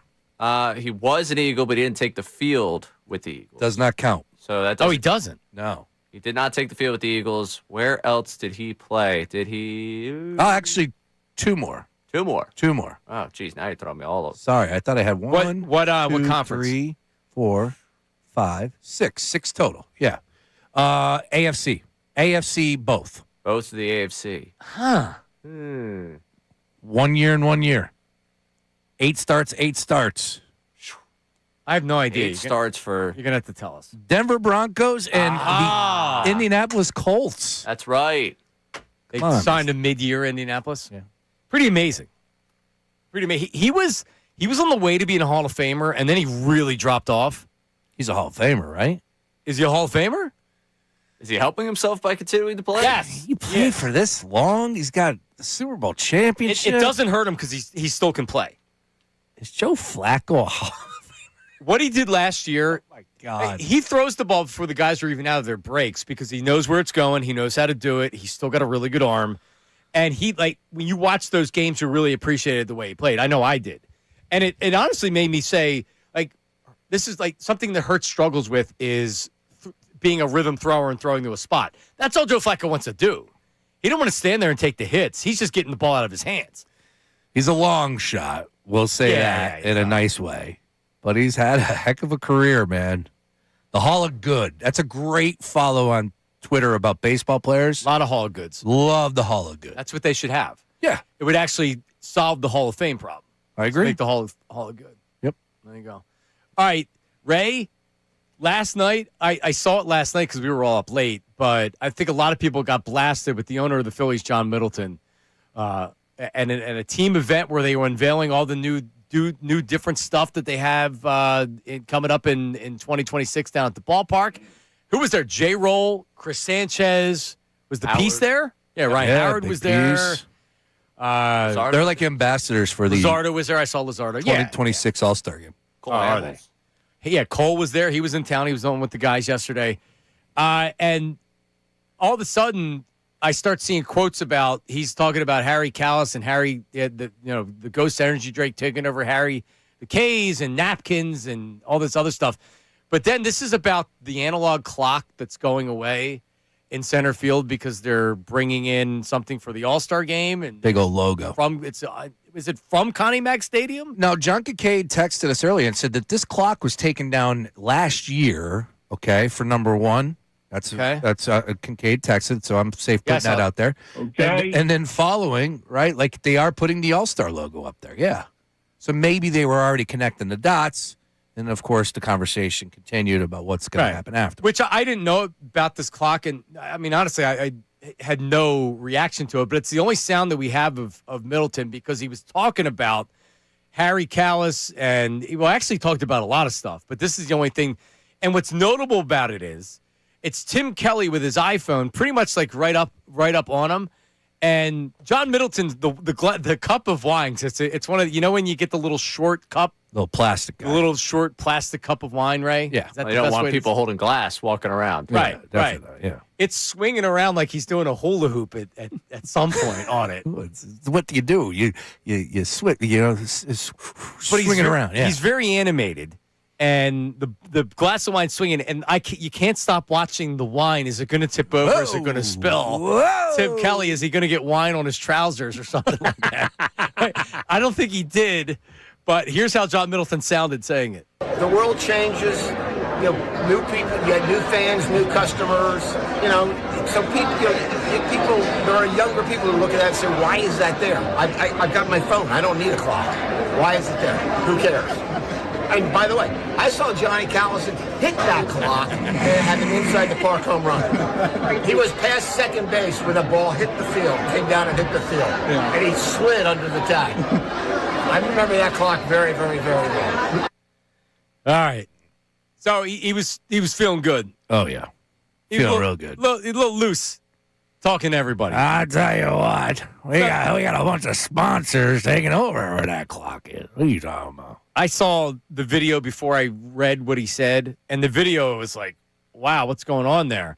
But here's what he said about Harry the K's. All right. And he was talking about buy some, and he was pointing out that Harry Kalas had received a statue, and the broadcast booth is named after him, and none of those things were done for Baisam, who was Harry Kalas before Harry Kalas, and that's who he grew up with, whatever. And then talking about the sponsorship, he said the Phillies did not have to pay Kalas' family to call it Harry the K's, but without revealing what the annual fee was, Middleton said, we have to pay them, but he said, A, we have to pay them, but B, it's not so much money that it's a financial decision. When asked, Middleton said he did not talk till Eileen Kalas, Harry's widow, about the decision. And the quote that he said is, he said, the money we save from paying the Kalas family is going to maybe buy some napkins or something like that. It's not that serious money. We're not going to go out and buy a new player. Now, the money from the money the Ghost is paying us, now that could fund a player. I love it.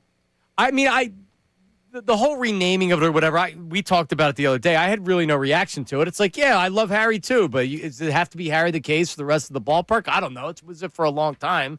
I know people felt a certain way about it. But then coming out and saying, yeah, the money we paid them, you could buy napkins with. Like, all right, dude. John Middleton hour was hitting in a big way yesterday. 610-632-0975. We'll take phone calls. We'll take text messages. We'll take voice text. And we'll play what Ricky Batalico said yesterday about knockout. Because he said it about me. And I have my response coming up next. You suck. Middays with Marks, 97.5 The Fanatic. Now on 97.5 The Fanatic Sports Update. Opening days tomorrow. I'm Ray Dunn with this Fanatic Sports Update. The Phillies season starts tomorrow. We just got their 26-man roster finalized. No surprises there as the Phillies get set for their opener against the Rangers tomorrow. Christopher Sanchez gets the opening day start for the Phillies.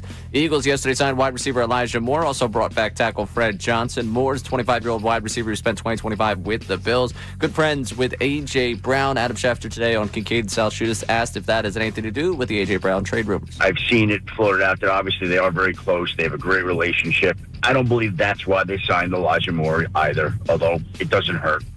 Lee Goutton echoed those sentiments earlier when he joined us on the show. You can listen to both those conversations on our website or the Fanatic app. Flyers lost 3-2 last night to the Blue Jackets. They're 5 points out of the playoff spot. Sixers have the Bulls tonight. Paul George will return from his suspension. Joel Embiid is questionable for this evening. We'll talk to Adam Aronson of Philly Voice coming up at 1 o'clock. This update is brought to you by the Hartford Auto Insurance. Drivers 50 and over can count on the Hartford Auto Insurance for protection that brings peace of mind. The Hartford, your protection is their passion, provided by the Hartford Insurance Group, Incorporated. I'm Ray Down to your home for the Sixers, Flyers, and the Union. 97.5 The Fanatic and the Fanatic app.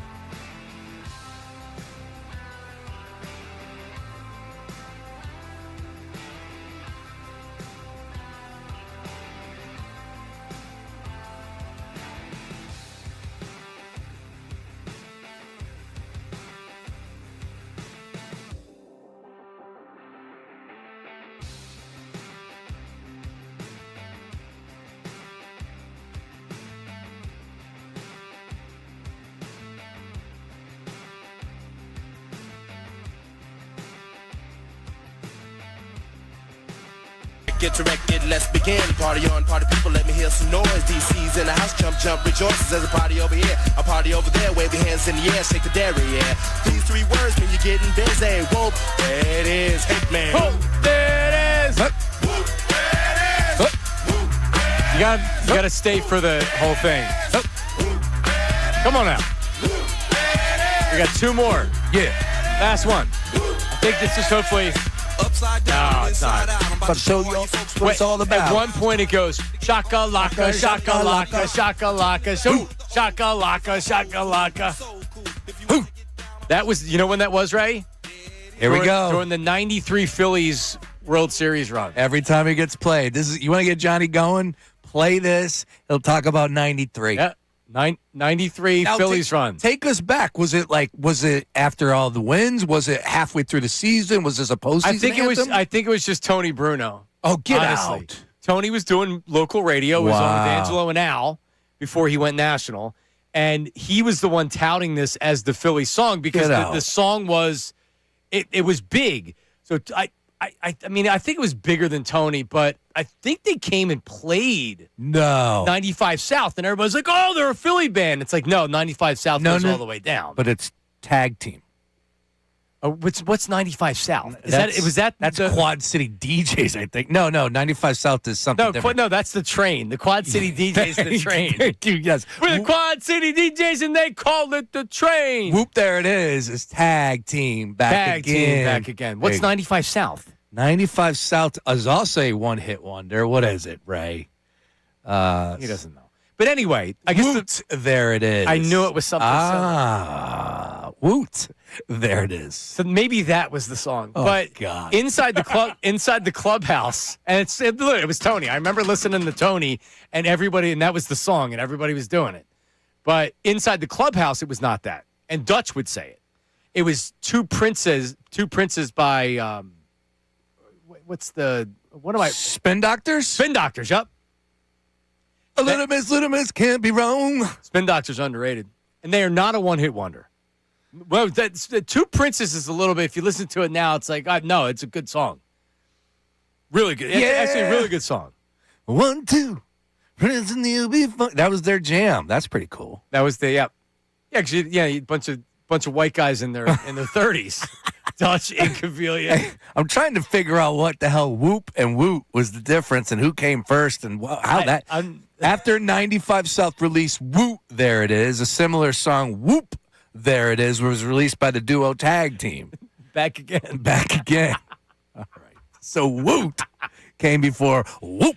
And I believe Tony actually was a part of the investigation into what was going on with that. Wow. But anyway. God bless him. All right, there we go. All right, so shakalaka. Ricky's actually in the studio. Here's what, and I don't understand why he was so mad yesterday. Rick's always. You're the one that did the odds, not me.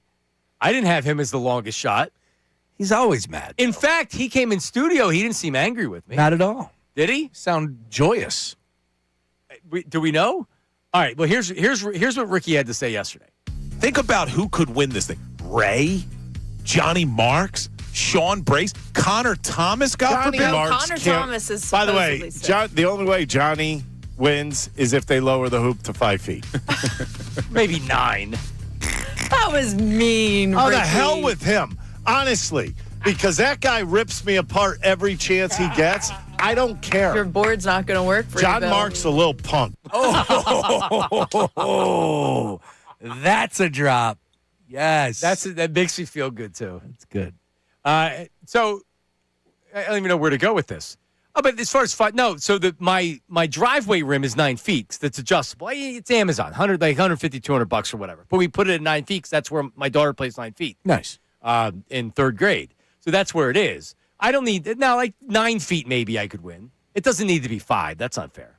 10's a big one. All the way up. And by the way, yeah, I guarantee you, I will be standing when it's all said and done. Ricky will be eliminated before me. All right, when it's all said and done, Ricky, because you know why? Oh man, because I'm a high motor player and I'll give effort. He doesn't want to lose to a loser like me, so he'll just wave the white flag before and say like, "Oh, I'm not even trying." But that video, that the effort was there from Ricky. So like he might put on an act that he's not going to really care. No, he cares. Yeah, he cares.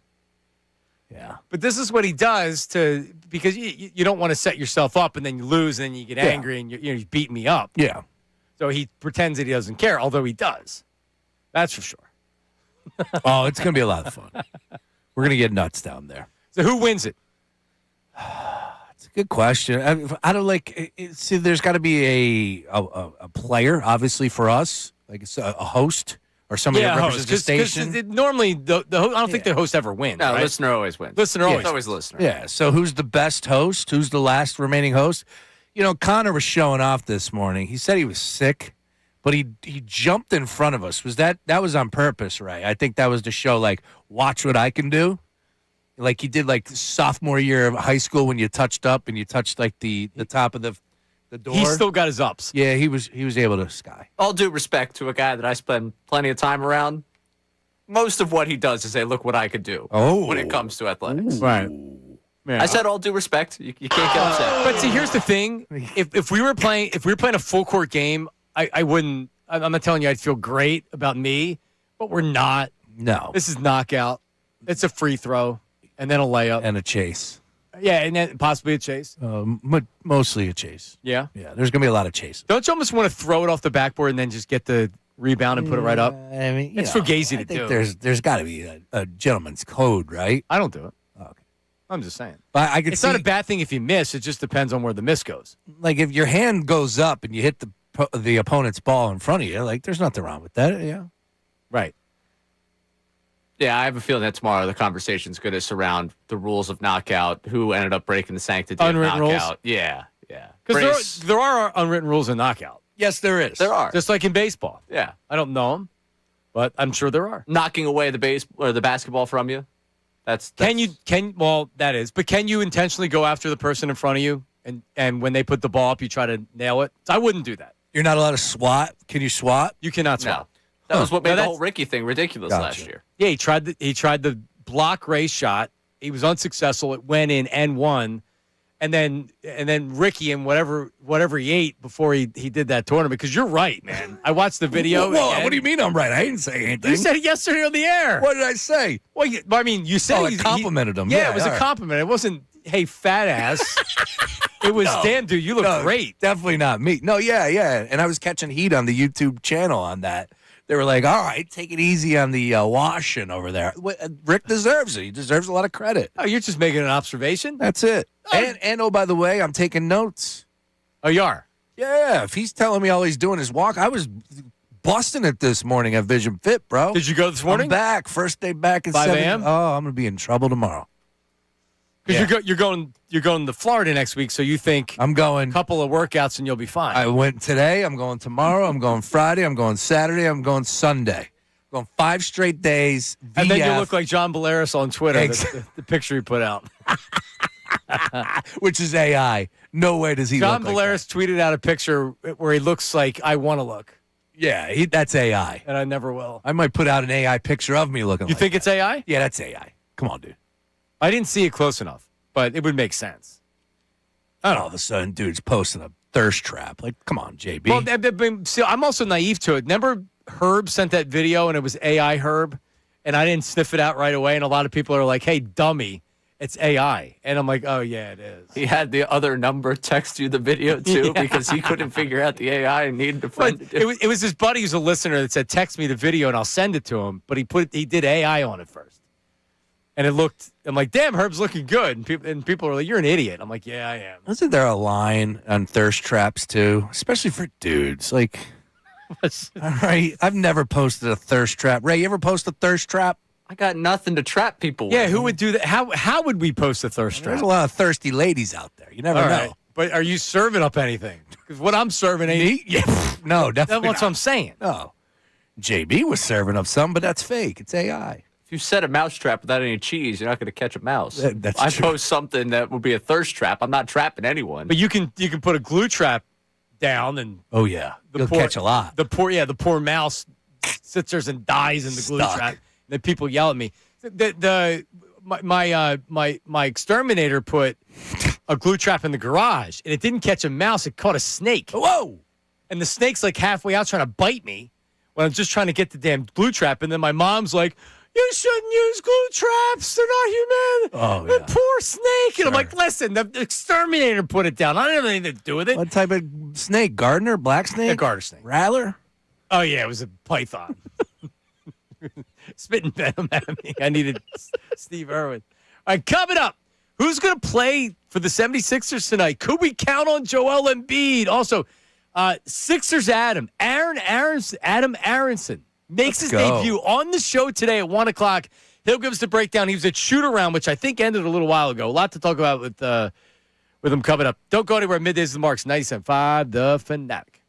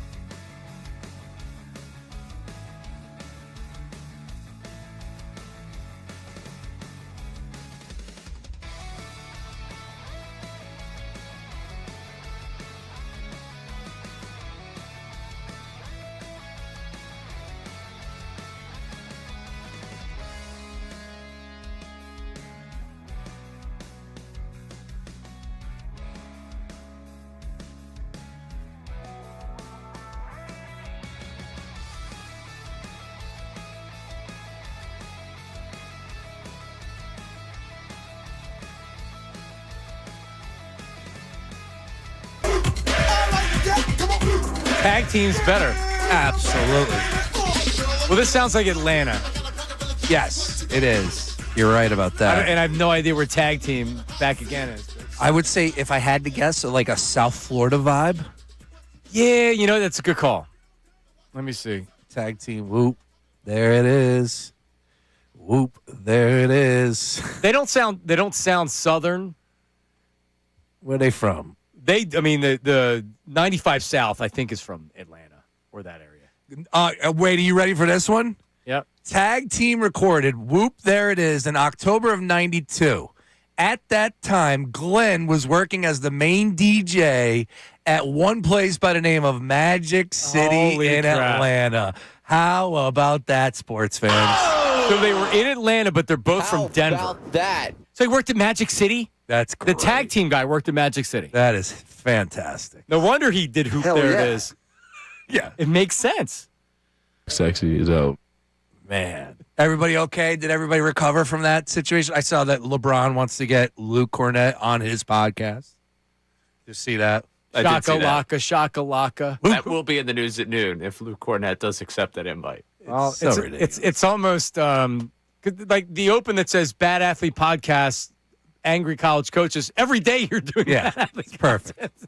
It's perfect. During basketball season, it's hard not to. Yeah, I was going to say, that's pretty much the ecosystem at this point.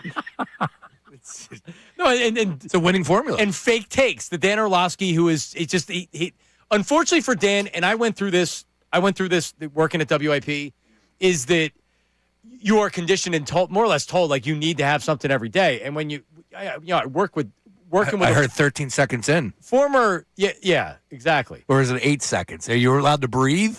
Or do you have to just say, A.J. Brown stinks? No, you take a deep breath. Oh, okay. And then you exhale, and then you say it. Then you say it. No, but in all seriousness, like, and especially working with a former Eagle who's beloved and is very positive on the team. Yes. Yeah, I gotta be the jerk. I gotta be the a-hole with the contrary opinion, and it sucks. And Orlovsky has to be the guy that says something.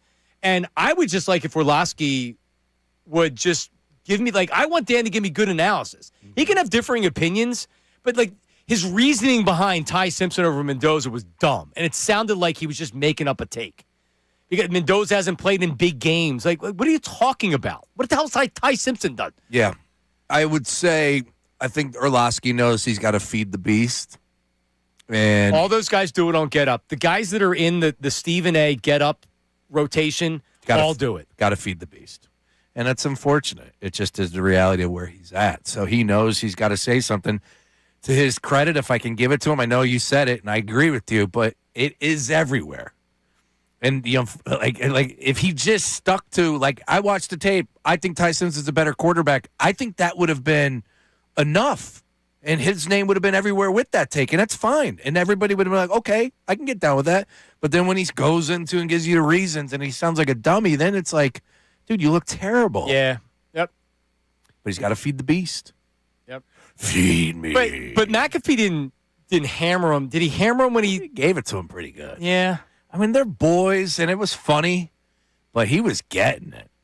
Like, Pat can't just let that be without. And plus, he's got the Indiana connection, so he knows me. So, like, Pat was giving it to him. It was a very interesting connection on that one, and it looked really bad from Orlovsky's side. It just did. Yeah. All right, Mad Mike's checking in. Mad Mike, hey, buddy. Hey, first off, I can't wait to hear about the wife talk when your wife asks you how you know what a good boob job looks like. Well, like, it's an eye test. Oh, my God. Don't we all agree? Sounds like you've done some homework. I mean, what are you watching on your computer? Here's how I'll answer the question, and I don't want to be involved in this conversation anymore. Here's how I answer the question. If you look at it and you say, yeah, that's a boob job, and you don't think about it, then that's not a good boob job. Right? If you have to think about it, no, don't even plant the seed, please. All right, please. Mad Mike. Last thing I need right now. So hold on a second.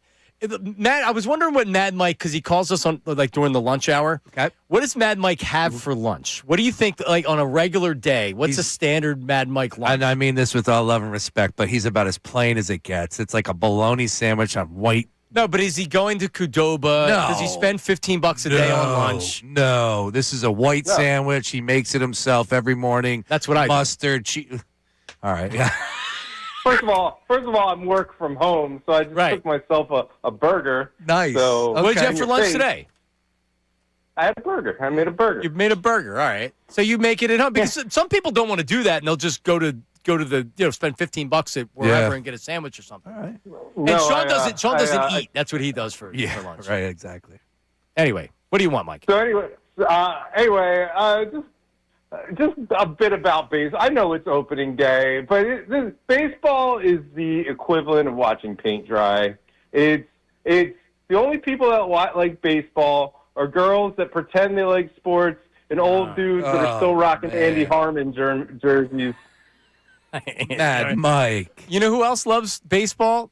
A ton of people in Philadelphia because the Phillies are wildly popular. And you know what? Bryce Harper is a fraud, loser. He's the panderer in chief.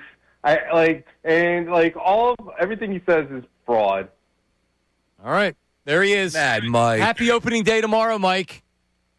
Yeah. Yeah, enjoy your boring sport, guys. All right. Yeah, there you go. All right, yes. Sean was describing me when he was describing Mad Mike. Today I had a turkey sandwich on a whole wheat wrap. I kind of respect turkey with Miracle Whip. How you do it. You make your sandwich, you pack your bag, you come in here. You save money. You don't go to Wawa. That's what it's about. Yeah. It's about being cheap. Nothing's cheap anymore. It's expensive to go to Wawa. Yesterday I went after the show, and I got my stuffed pretzel with jalapeno cheese. Mm-hmm. Right? I got a going to the gym 5 days in a row before Florida. I always get the stuffed pretzel with jalapeno cheese. I can't say no. Never had it. Oh, that thing calls my name as soon as I walk in. Ray, do you like it? It's on the warmer. It's solid, yeah. I'm a fan. You've had it. Nice work there. It's not an every time thing. I got a Crustable. Okay. And a bottle of water. And it was like $11. Yeah, but how much did you pay for the Uncrustable? Because I wouldn't be able to do it. I got 2 for $3. Oh, that's not bad at all. Yeah, they had a special. Oh, okay. All right. It's a lot of calories. Well, I didn't eat 2 of them. All right. I ate the second one later. Just not then. And that's it. I have my lunch, Ray. I have my lunch bag right here for the camera. I already ate the turkey wrap, and there's lots of Miracle Whip on the turkey wrap too. What else do you think is in my cooler right now? There's I have some snack. 2 food items. Correct. There's got to be a snack like pretzels in a bag. Cheese stick. stick. Cheese stick. Okay. Colby back cheese stick. Oh, a little Solid. Colby. Okay. All right. All right. And how about a cottage cheese? Oh my goodness. The raspberries in the one side. Dude, that is the worst smelling item. Oh, it tastes great. Oh, cottage cheese with the fruit. Oh, it's delicious. My wife will be pulling that out. I'm like, man, I don't eat it by itself. Pineapple or raspberry. Yeah, I'm sure it tastes fine, but the smell, the scent, the cottage cheese scent. No, I'm and then an energy drink. But yeah, that's gotta have some pep. Nothing wrong with that. Ray, I've never seen Ray eat in my life. So I actually made breakfast today, potentially for the first time in 2026. I finally went grocery shopping last night. What'd you make? Just eggs, bacon, had a yogurt, eggs and protein bacon. Wow. Yeah. It's a big breakfast. So you're getting ready for spring too. Now everybody's acting like they care. No, it's not even that. It's that I'm spending too much money on the way in buying breakfast. So it's gonna force me to wake up in the morning. Last night I made myself lemon butter salmon. I'm trying. I want to save myself some money here. How about that? See, but you went overboard. You made salmon and then you followed it up with bacon and eggs the next day. Lemon butter. You'll be ordering takeout by Friday. No, I've got leftovers of the salmon. I'm gonna. No, yeah. Leftover salmon? The next day. Next day. I'll allow it. Today. Yeah, I don't like salmon. Okay, come on, man. Raw. I like sushi. Okay. I don't like it cooked. All right, coming up, Adam Aronson, Philly voice. The latest. Is Joel Embiid playing tonight? What do we say? We're going to have to vote. Yeah, he's playing. Yeah. Ray, you say yes? He better play. I'm going to say no, just because everybody's so sure he's playing. A lot more. And Adam's down there all the time. Is there a sense of, hey, why isn't Daryl Morey anywhere? Is he not around? And now you have Bob Myers that's all over the place. So we'll get a sense from Adam what's going on with the team as well as the Bulls and the 76ers, and we'll be live for our knockout. That's coming up, Middays with Marks, 97.5. All right, let's talk about what we're doing tomorrow. Maggie's. We'll be at Maggie's Waterfront Cafe, Northeast Philly, for the Middays with Marks Opening day pregame live broadcast. Be there 10 a.m. to 2 p.m. Courtesy of Corona. Sean will be there. Ray will be there. And we're going to be drinking ice-cold Coronas. $5 Corona Light drafts, $4 Corona extra bottles. And we have Phillies tickets to give away to a future home game and limited edition 97.5 The Fanatic opening day T-shirts while supplies last. Going on tomorrow. Opening day pregame broadcast from Maggie's Waterfront Cafe. We'll be there 10 a.m. to 2 p.m. Brought to you by Corona, the official cerveza of Major League Baseball. Limes in, play ball. You must be 21 or older. Please drink responsibly. Now on 97.5 The Fanatic Sports Update. Tomorrow's the day. I'm Ray done with this Fanatic Sports Update. Tomorrow, the Phillies open up their 2026 campaign at home against the Rangers. They'll have Christopher Sanchez on the mound to open up that game. You just heard John Marks will be live from Maggie's Waterfront Cafe tomorrow from 10 to 2, getting you set for opening day. As for yesterday, the Eagles made a couple of moves. Wide receiver Elijah Moore and tackle Fred Johnson, both signed by the Birds. Moore, 25-year-old wide receiver who spent 2025 with the Bills. Earlier today on the morning show, Adam Schefter joined the show and talked about whether or not that move for Moore, a friend of A.J. Brown, changes the way things stand with A.J. Brown. I've seen it floated out there. Obviously, they are very close. They have a great relationship. I don't believe that's why they signed Elijah Moore either, although it doesn't hurt. Lee Goutton agreed with that assessment when he joined us earlier in the show. You catch that conversation one more time on the website and the Fanatic app. Flyers lost 3-2 to the Blue Jackets last night. They're 5 points out of a playoff spot. Sixers have the Bulls tonight. Paul George will return from his suspension, and Joel Embiid is questionable to play tonight. We'll talk to Adam Aronson of Philly Voice coming up next. This update is brought to you by the Hartford Auto Insurance. Drivers 50 and over can count on the Hartford Auto Insurance for protection that brings peace of mind. The Hartford, your protection is their passion. Provided by the Hartford Insurance Group, Incorporated. I'm Ray Dunn, your home for the Sixers, Flyers, and the Union. 97.5 The Fanatic and the Fanatic.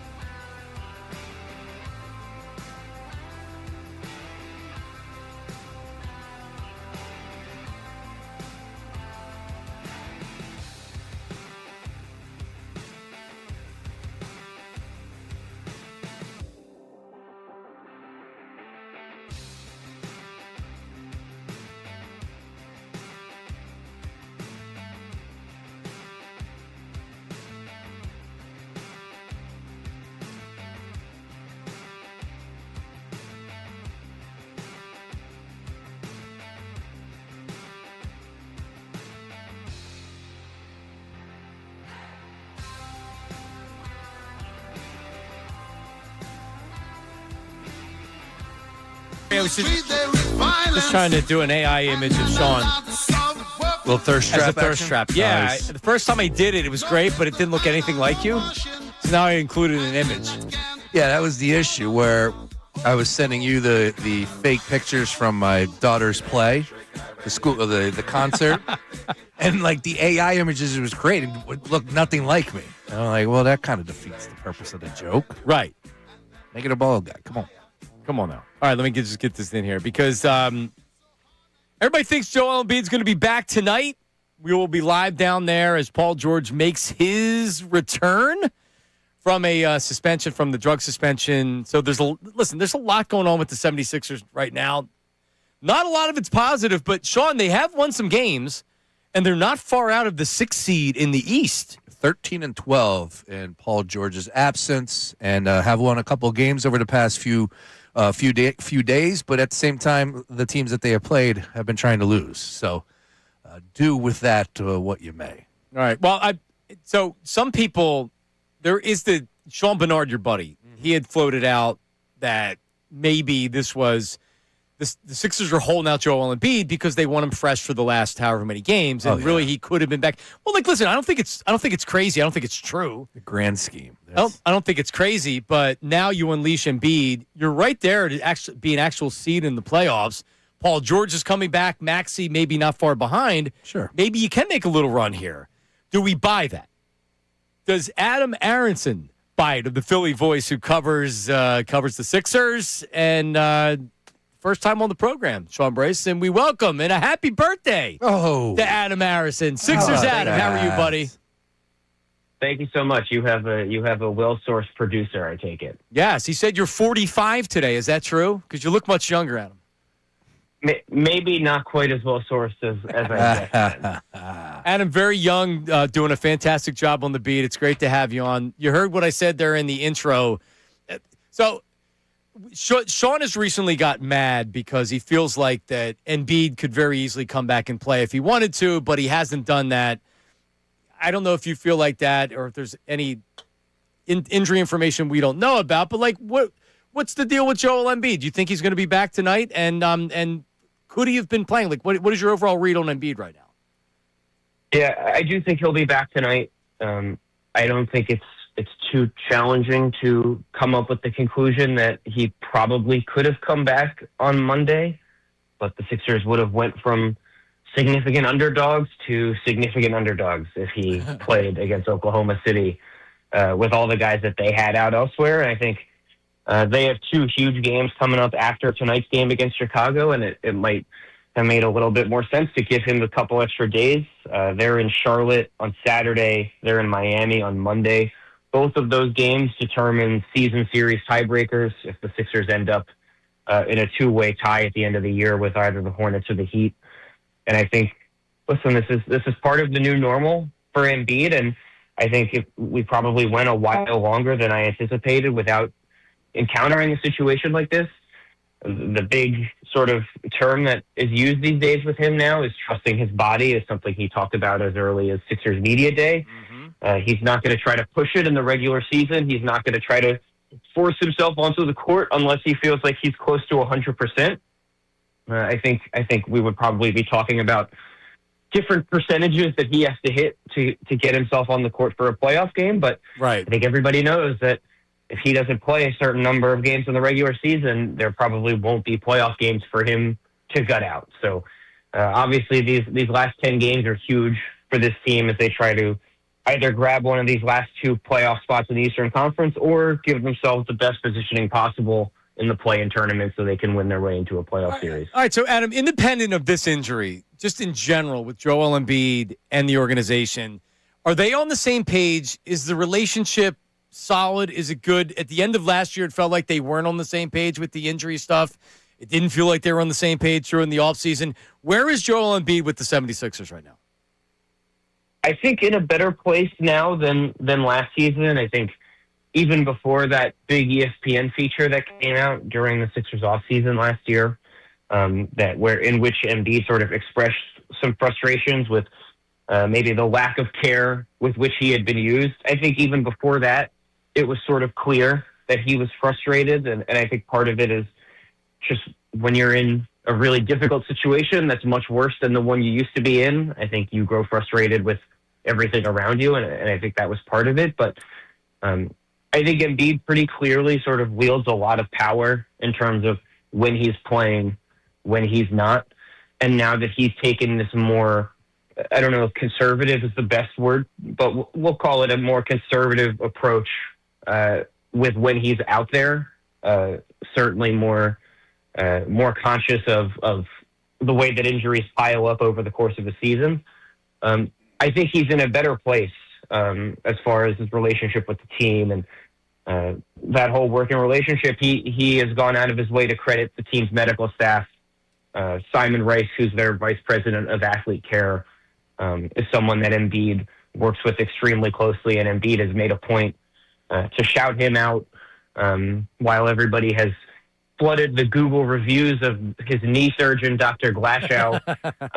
I think Simon Rice is the person that is sort of boots on the ground working with Embiid every day. And he, Embiid said, when it felt like basically everyone had given up on me. He was always still trying to come up with ways to get me back on the floor and looking right. And so is the relationship perfect? Probably not. I'm not sure it ever has been. I'm not sure it was ever realistic to expect it to be at any point. But I think it's in a better place now. And I think Embiid is happier with the teammates that he has around him. And that's something that he's been open about without necessarily taking any shots at anyone on last year's team. I think there's just a more youthful, upbeat sort of energy in the locker room this year that Embiid is pretty fond of. Yeah, it definitely felt like that. Feels like a whole different season ago. Remember the game against the Wizards when they were having some fun with some fans behind the bench, and the vibes were high, but a lot has changed over the last few weeks. That's for darn sure. Adam, let's go ahead and pull out the crystal ball here, and I need your prediction as far as games played from Joel Embiid. With 10 left here, and I know it's really hard to do that with the vagueness that this team operates, and they don't really give us much, but my big point is this. If Joel Embiid doesn't play, I don't think this team's going to make the playoffs. And like 10 games left, how many games do you think he plays? How many games do you think he takes off? Or do you expect Joel Embiid to suit up and we just don't know? We'll have to go about it game after game here. Yeah, so the Sixers have 2 back-to-backs left, if I recall correctly. I believe they have a Minnesota-Detroit back-to-back, and they have a Houston-Indy back-to-back at the end of the year. I would say he's going to play in one of each of those, so that's automatically we're at best case scenario is 8 of the 10 games. I think it would be pretty reasonable to expect at least one unplanned absence, or maybe even they're super forward thinking in giving him an extra day off, sort of like they did earlier in the season. Maybe 7 of the 10 games he plays in. I think it's going to be really interesting to see how strategic they are with that, because early in the year they could have said, well, we want Joel to play against this team and not this team because we have a better chance of winning this game. They didn't do that at all early in the year. Their entire strategy early in the year was about maximizing his days of rest in between appearances, listening to his body. They didn't really take opponent into consideration at all. So now I'm interested, at the last week of the season when they played the Rockets, who were very good, and the Pacers, who are actively trying to lose. Do they make a point to get Embiid out there in Houston instead of in Indy, regardless of what maybe might be better for his maintenance schedule? I think the answer to that is probably yes, but we haven't seen it yet since he went out for this 13-game stretch, which so far is the longest stretch of consecutive games he's missed this season. Adam Aronson of the Philly Voice. You can follow him on social media at Sixers Adam. We're kind of up against it here, so give me a shorter answer. Were you surprised at Paul George's performance at his media availability yesterday? I don't know what I was expecting, but I didn't think it was great. I'll put it that way. I wasn't surprised. No, I think, frankly, once you've been suspended for violating the league's anti-drug policy for more than a quarter of the season as a 9-time All-Star on a $200+ million contract, there's really nothing you're going to be able to say that makes the situation look good in retrospect, or that makes yourself look any good or wiser. It was more or less what I expected, that he was going to apologize to the organization, that he was going to credit the teammates who have been out there for the last 7 weeks without him, and that he was going to talk about his willingness to do everything he can the rest of the way. And it'll be interesting to see. He believes that his body is in a much better place after this time off than it was before. He's basically had 7 weeks to do nothing but work out. I think the Sixers hope they get a better version of Paul George than what they've had so far over these last 2 seasons. But I think you saw him. Everyone here. You saw him at shoot around. You seen him? He looks good. Yeah, listen, Paul George always looks good in these open gym settings because he's a brilliant shooter. He's fluid. He moves great. We're just going to have to see it in games. We're going to have to see. The main thing I'll be watching for is, can he get by people off the dribble? Because that's part of what the appeal with him was. And then once you were worried about the drive, then he'd pull up for those mid-range jumpers. Since he's gotten here, teams have been able to sit on those jumpers because they haven't feared him getting downhill, because the explosion just hasn't been there. He thinks he's as explosive as he's been since he's gotten here right now. And if the Sixers can get him downhill more often, it'll be a big boost for their offense. But I think everyone here rightfully is sort of in wait-and-see mode with that. All right, well, listen, now you know it. At Sixers Adam, we're going to be down there tonight. I know Ray's been bragging about how a lot of your success was because of him. He mentored you. Would you confirm that? I would say all of it. I would say all of my success is because of Ray. I believe what he said was you wouldn't even be in the business if it wasn't for him. You'd be a Chick-fil-A. And I think he's absolutely right. He's absolutely right. All right. Listen, Ray's kind of a big deal now. I know you're obviously a big deal too. Ray's a kind star. of a big deal. You're a big star. He's a big star, Adam. All right, buddy. Listen, I know you're going to be busy tomorrow. But make sure you say hi. Everybody's going to be down there tonight. Well, not tomorrow, tonight. So make sure you say hi. Sounds good. We'll do. Thank you. All right, buddy. Awesome. There he is. Adam Aronson, or Sixers Adam, as they call him. Yes. There you go. Nice work. There you go, Ray. Congratulations. You're one of your students. Literally. Like, he was in a class that I was leading at Temple as a junior, which was hilarious. What do you mean you were leading a class? So when it was the pandemic, they were like, we want these kids to be social, right? So they turned all the seminars into junior and senior-led seminars where the freshmen were in Zoom rooms, and it was just like us leading the seminar. It wasn't the professor. It was us leading it. So we were all like peer mentoring them through it. An hour a week they came in. Adam was a part of it. I got to be honest. I don't want to brag here. I think I got very lucky with my group. But, like, I got a television producer up in upstate New York. You know, I got a journalist. So you had a good club. We have a good club. We had a good club. We had a really good group.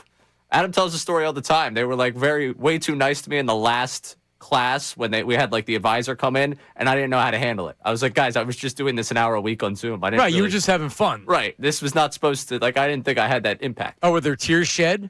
I just, like, kept going like this, like, hey, thank you. Like, stop talking about me. You don't know how much this class meant to me, man. Outside of my dad, you're like a second father to me, man. Well, it sucked, to be fair to those kids. Like, they came into college, and it was the pandemic. And it, like, ruined their whole experience. That was their first semester as a college kid. You think about college for your entire life, and then your first semester is just on Zoom with some guy named Ray telling you what college is supposed to be. Like, it blows. That's funny. Some guy named Ray. Yeah. Like, oh, yeah, this is someone you want to be like. Meanwhile, I haven't shaved in 2 weeks. Right. I'm, like, hungover from the fact that we're just hanging out in the apartment doing nothing every night. Oh, it was fun times. Right. Terrible Yeah, times. smoking cigarettes. Honestly, of my entire life, that COVID semester was probably, it wasn't a lot, but like the spike in consumption, there was the most definitely cigarettes more. you ever smoked? Yeah. Great. It wasn't a consistent thing. Oh, shut up. Yeah, right. That's great. What smoker isn't a consistent thing? Yeah. Me? Yeah. Only a Maybe few. not anymore. Only I a don't few. buy it. Yeah. Anyway, but I feel the same way about my intern tree that I have. We don't get interns anymore. But for a long time, we had interns. Oh, yeah. And I have very successful interns all over the place. So there you go. Trust me, I'm aware we don't have interns. The number of messages, I'm sure you get the same. Yeah, there's nothing I can do. I'm like, sorry, you guys decided, you know why there's no internships, Sean? Why? Because you had a bunch of interns that were working for Sirius and other big radio companies that weren't getting paid, and they were interning and they were doing real work. And they said, hey, we should have been paid. We're going to sue you. Yep. So then the big radio company said, well, then we're not going to have internships anymore because we're not paying you. Yep. We don't care. We're not going to spend any more money. They end up screwing themselves, but that was that whole generation of, like, no, we deserve to be paid. Yeah, man, I would have paid to be an intern. Yeah. Yeah. Worked for free for a long time. You were an illegal intern. Yep. Ricky's out there with a basketball like I know what he's saying. That's great. Is he trying to rip me? You, yeah, he's talking about how. He can come in the studio. No, I know, but we're in segment talking about something else. I don't, Rick. he can come in now and talk about it. I just don't know what he's doing. Yeah, we were just creating thirst traps of me over here. Can you put that on? Like, so Sean. Oh, my goodness. So Sean actually, he by mistake sent a picture of what he looks like without his shirt on. I'll tell you what. I wish I looked like By that. John Belaris. That is insane, man. What if we save it for tomorrow morning, a Thirst Trap Thursday? We just drop it on the timeline with no context. So Bill Colarulo, showed me his thirst trap that he posted. Dude was ripped, man. Yeah, he showed me too. I mean, he was a monster. I was so much bigger than I am right now. Dude, this isn't even close. I don't even get to the gym anymore with this afternoon shift. So here's what I asked ChatGPT, and I gave a picture that I just took of you. It said Sean Brace of 97.5 The Fanatic with his shirt off, in shape, and slightly hairy chest. That's what came I would. Let me tell you something. All right, 44 years of my life, I have never looked like that. No, no. You can barely even sit up. That Right is now. that is incredible. I'll tell you. My wife might actually be excited over this picture. Yeah, like, hey, I'll see you tonight. Blue Chew? Ooh, 4-1. Gold. That's right. Gold. I asked her the other day. I go, "Do you think I'll ever eat one of these?" She goes, "No." Probably not. There you go. Well, yeah, but hey, you never know. Hell, I got him in the pack, ready to go. Never know. All it takes is 3 days. All right, Ray. So 76ers tonight. Joel Embiid plays. Paul George. Now, is it a Joel Embiid? I don't think you're getting. Remember back, you would get Joel Embiid that would just play 33 minutes, having not played for a couple weeks. He really hasn't done that. So I don't know where his conditioning is. Blah. We know where his conditioning is. He's going to play. We've been down this path before. What are we doing? 21 minutes? I think 25. 25 is the number. And to his credit, he makes it look so easy. He sure does. He could go out there and drop 30 tonight against the Chicago Bulls in 25 minutes. Ho-hum, and here we go again. I hope that that's the case. I don't want to see JoJo fail. I mean, I'm mad that it took him this long to get back out there. And, you hear Adam, and Adam is a voice that people trust, and I read his stuff, and I understand. But when he said that to us at the start, it didn't make sense for him to come back and this and that. No, I'm over that, man. I'm over that. It doesn't make sense. And you go up against the teams that have the playoff matchup or, you need the tiebreaker. I'm over that. I'm so over that. It's disgraceful how the 76ers have handled Joel Embiid and allowed him to operate for these last 13 games that he hasn't played with the sore oblique. You think they have a choice? They don't have a choice. Well, they don't anymore. But at one point in time, they did. Yeah, and they allowed him. I think it was many years ago that they had any. Well, they pushed them to play last year. You got a new coach a couple years ago. They pushed him to play last year, and he did because they were trying to make a playoff push, and it was the wrong decision. They shouldn't. He did not look healthy out there. It looked bad, and Adam. So you're damned if you do. You're damned if you're done. Adam said their relationship right now, as far as he knows, is fine, which I believe for the most part. Okay, but don't tell me there isn't the 76ers feel a certain way, and I'm sure Joel Embiid feels a certain way. It doesn't mean the relationship can't continue. It's a matter of should it. And, I just can't – I don't know, man. I can't imagine doing this all over again next year with Paul George and Joel Embiid. There's not that number – and they're going to do it. Well, they might not have a choice. That's the issue. But that number continues to go down. And I think a lot more Sixer fans are kind of like, hey, man, I know how special JoJo is. We had a good run. We had a great time.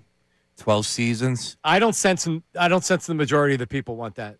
Ray, would you agree? The majority of the people still see the talent in Joel Embiid and says you don't trade that guy. Howie Roseman talks about trading talented players and things like that. Joel Embiid's a talented player, man.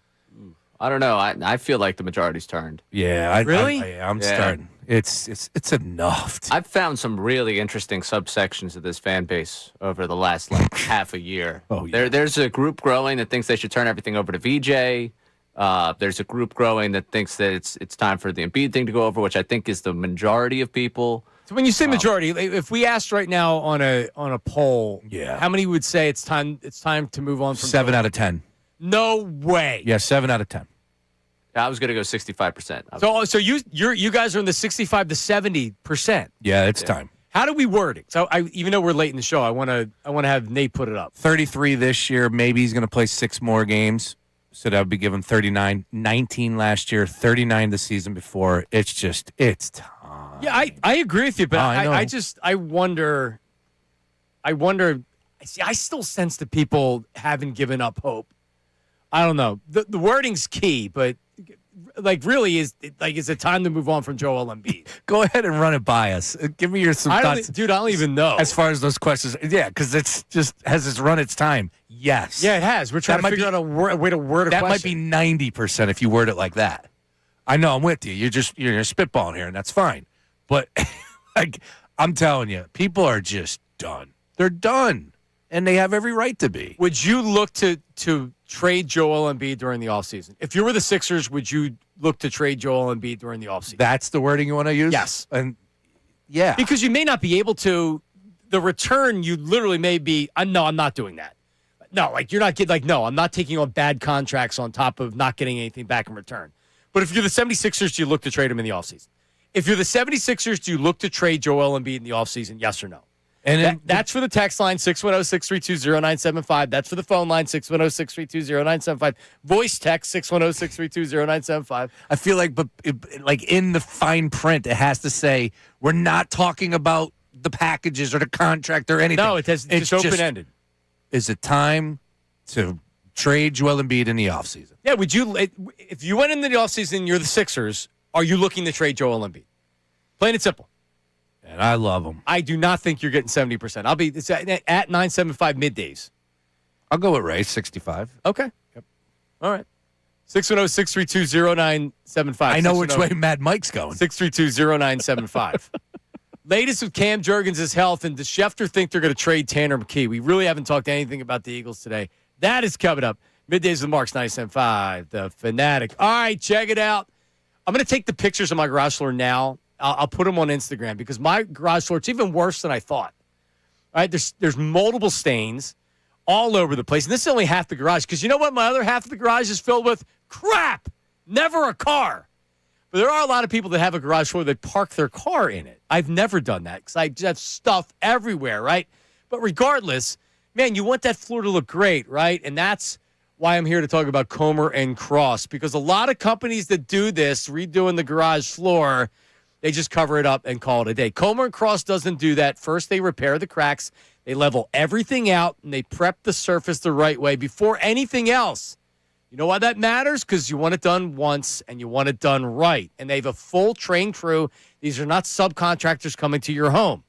They walk you through the whole process. In most cases, they're in and out in just one day. And the finish, what does the finish look like? How about a showroom floor? When you go to that car dealership and everything's shining. Feel like you're watching a game show. And it's built to last. There's no chipping and no peeling. So after the research, I'm telling you, Comer and Cross will be the company that you should go with. I'm getting my garage floor redone, and I'll keep you posted on how it turns out. So if your garage floor, and you know that you need a new one, if it's seen better days, check it out. The website, comercross.com, COMER cross.com, or call them, 1-800-NEW-FLOOR.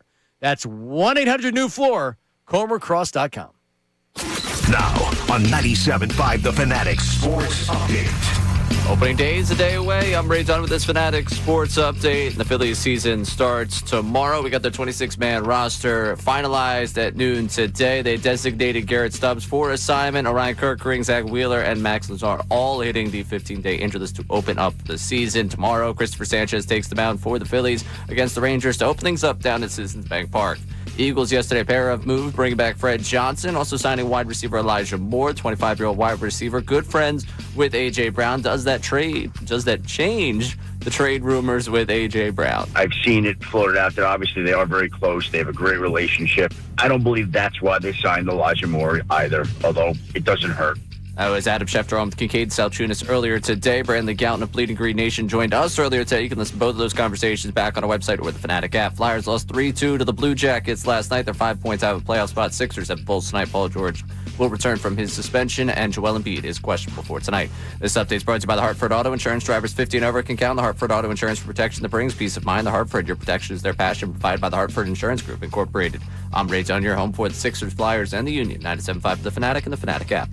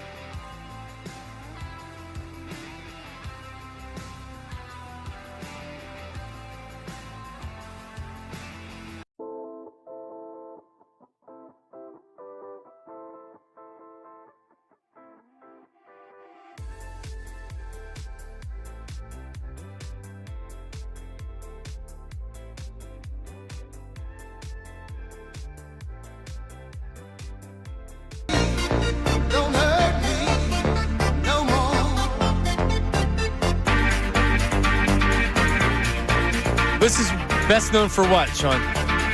Night at the Roxbury, baby.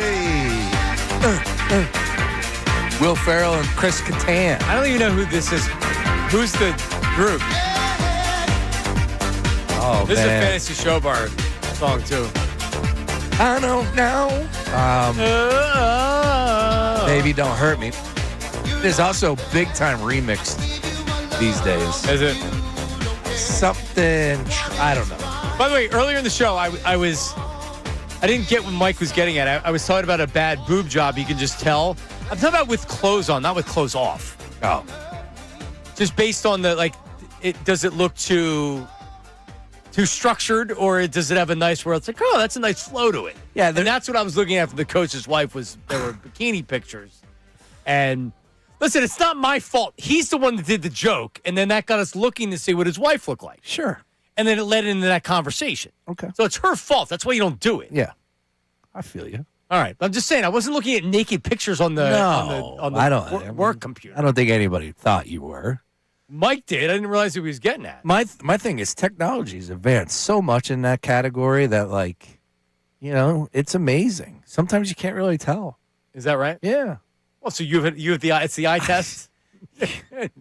I mean, I'm a guy that enjoys good work. I look at those surgeons as almost like as artistes. For sure. Right? Yeah, there's a certain eye to it. Correct. Right? There's a difference between maybe $5,000 for a boob Yeah. job and $25,000. I don't think they're $5,000 anymore. I mean, you don't want somebody's equilibrium thrown Well, off. if you remember, who was it that she was at the airport hotel with antifreeze putting in it's like never.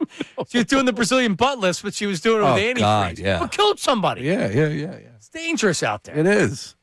Anyway, all right. We had speaking of the meanwhile, Sean, Adam said so Tanner McKee. Ray, would you trade Tanner McKee for a fourth round pick? He can't even look at you. He can't even look at you. So you're demanding a third round. Yes. Sean, conditional fourth. No, I think you can get more. Again, it comes back to the supply and the demand of that position. All right, well, then he's back next year. No, you can move him. I think you can get a third round pick. Okay, I'm fine with that, but that's not out there. So a fourth that can be a third. That's what I'm saying. Like if your best if your best offer's a fourth, would you do it? Yes. Ray's saying no, he wouldn't do it. I would do it because you brought in you brought in Andy Dalton. He's your backup. Let's not even confuse it. You remove Tanner McKee from the equation. You get what you can. You move on. All right. What did Adam Schefter say about McKee? I haven't heard that at all. And what would the market be? I don't know that it would be worth the Eagles' time, and the Eagles really like him. So to me, I'm not expecting or anticipating anything in that area. Never know, but I would think that he's going to be a Philadelphia Eagle, would be my guess. Well, he may be a Philadelphia Eagle, but again, that's where number one Schefter's like, oh, you care more about A.J. Brown than I do. And our response was, it's the biggest story in the NFL. You're just not paying attention to it yet. Mm-hmm. We are. And then it is the biggest story in the NFL. He's just not he's not following what's going on. Adam Schefter is looking at the number one seeds. Like in college basketball, he's not paying attention right now to what's going on with the number 4 and the number 5 seed stories. Correct. He's paying attention that now he's on A.J. Brown. Now he's on the big stories. Tanner McKee is beneath Adam Schefter. That's where you need a Jeremy Fowler to wax poetically. That's where you need a Lee Goutton to come in off the top rope with Tanner McKee. Yeah, you look at some of the teams that need a quarterback, and I thought it was a bigger list. It's not a big list. It's not. You look at the Raiders, they have their guy, but they will need a veteran. Yeah, that's not a... The Jets brought Geno in. They're looking to draft, I would imagine, Ty Simpson. And they brought in Geno after they were asking around about some of the other quarterbacks, and they were told a second-round draft pick. At least that's according to Rich Samini. Dolphins will need a quarterback. The Cardinals are going to need a quarterback. The Steelers could potentially need a quarterback. That's it. Like the Vikings, no, they got a guy. Cleveland, they got a guy. The Colts, they got a guy. So you're looking at really only... You need one of those teams interested. Yeah. And for a third-round pick, he's not under contract past this year. So you're getting 1 year, and then you'd have to pay him or do something else. Yeah, that's probably a tough to swing. Yeah, maybe fourth is the best you can do. So he's an Eagle. Ray wouldn't do it, right? You're carrying 3 quarterbacks? Yeah, I guess. Whatever. They like him. Yeah. I mean, as much as I'm obviously in on Andy Dalton because he is a part of the Redhead Quarterback Club. Well, I mean, we mean they like him. They like him. They like him until they're offered a 3rd-round pick. They like him with a 4th-round pick. Do they? I mean, yeah. Do they really like him? I mean, I'm sure that he's fine. There's a difference between the 3rd and 4th round. Okay, but like, if what you're saying is no, they like the player, do we really believe they like the player, or do they say, hey, let's get a 3rd-round pick for him? They like value. They value the backup quarterback. He's a good quarterback for them, and it's a backup quarterback. And I don't think that they see I wouldn't see a 4th-round pick as equal value. All right, that's the cutoff line. I would. And I'm an idiot because the Dolphins signed Malik Willis. Oh, that's right. So they have a quarterback. You said that, and I was thinking, like, didn't they sign somebody, but I couldn't think of it. All right, so there's only really 2 teams that you make the case need a quarterback. That's crazy. Yep. So Ray, he may be back. Could be. All right. But I would say if the people locally think they're going to trade Tanner McKee, I would take that. Give me a couple Embiid texts. I know the text line was very active with Embiid.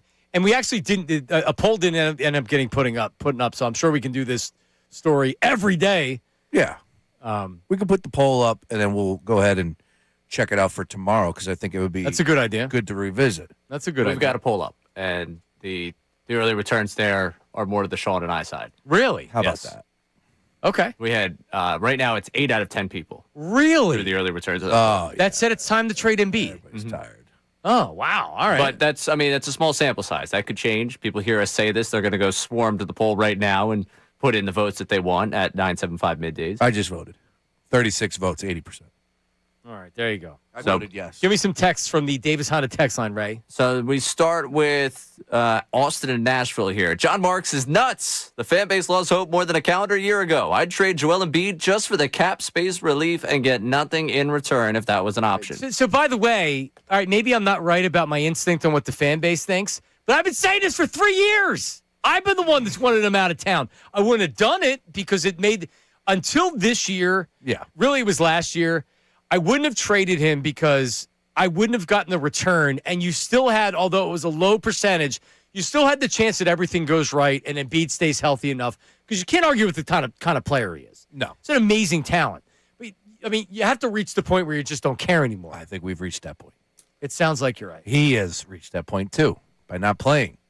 Yep. Regardless of these tiebreaker concepts and everything. It's like, enough. All right, Ray, one more. John from Delco. I say we get these 4 guys healthy, take a shot at the playoffs, and after that, blow it up. PG and Joe got to go get young and hungry. Right on. All right, coming up, more Embiid text and the YouTube chat recap. Middays with Marks 97.5. The Flyer.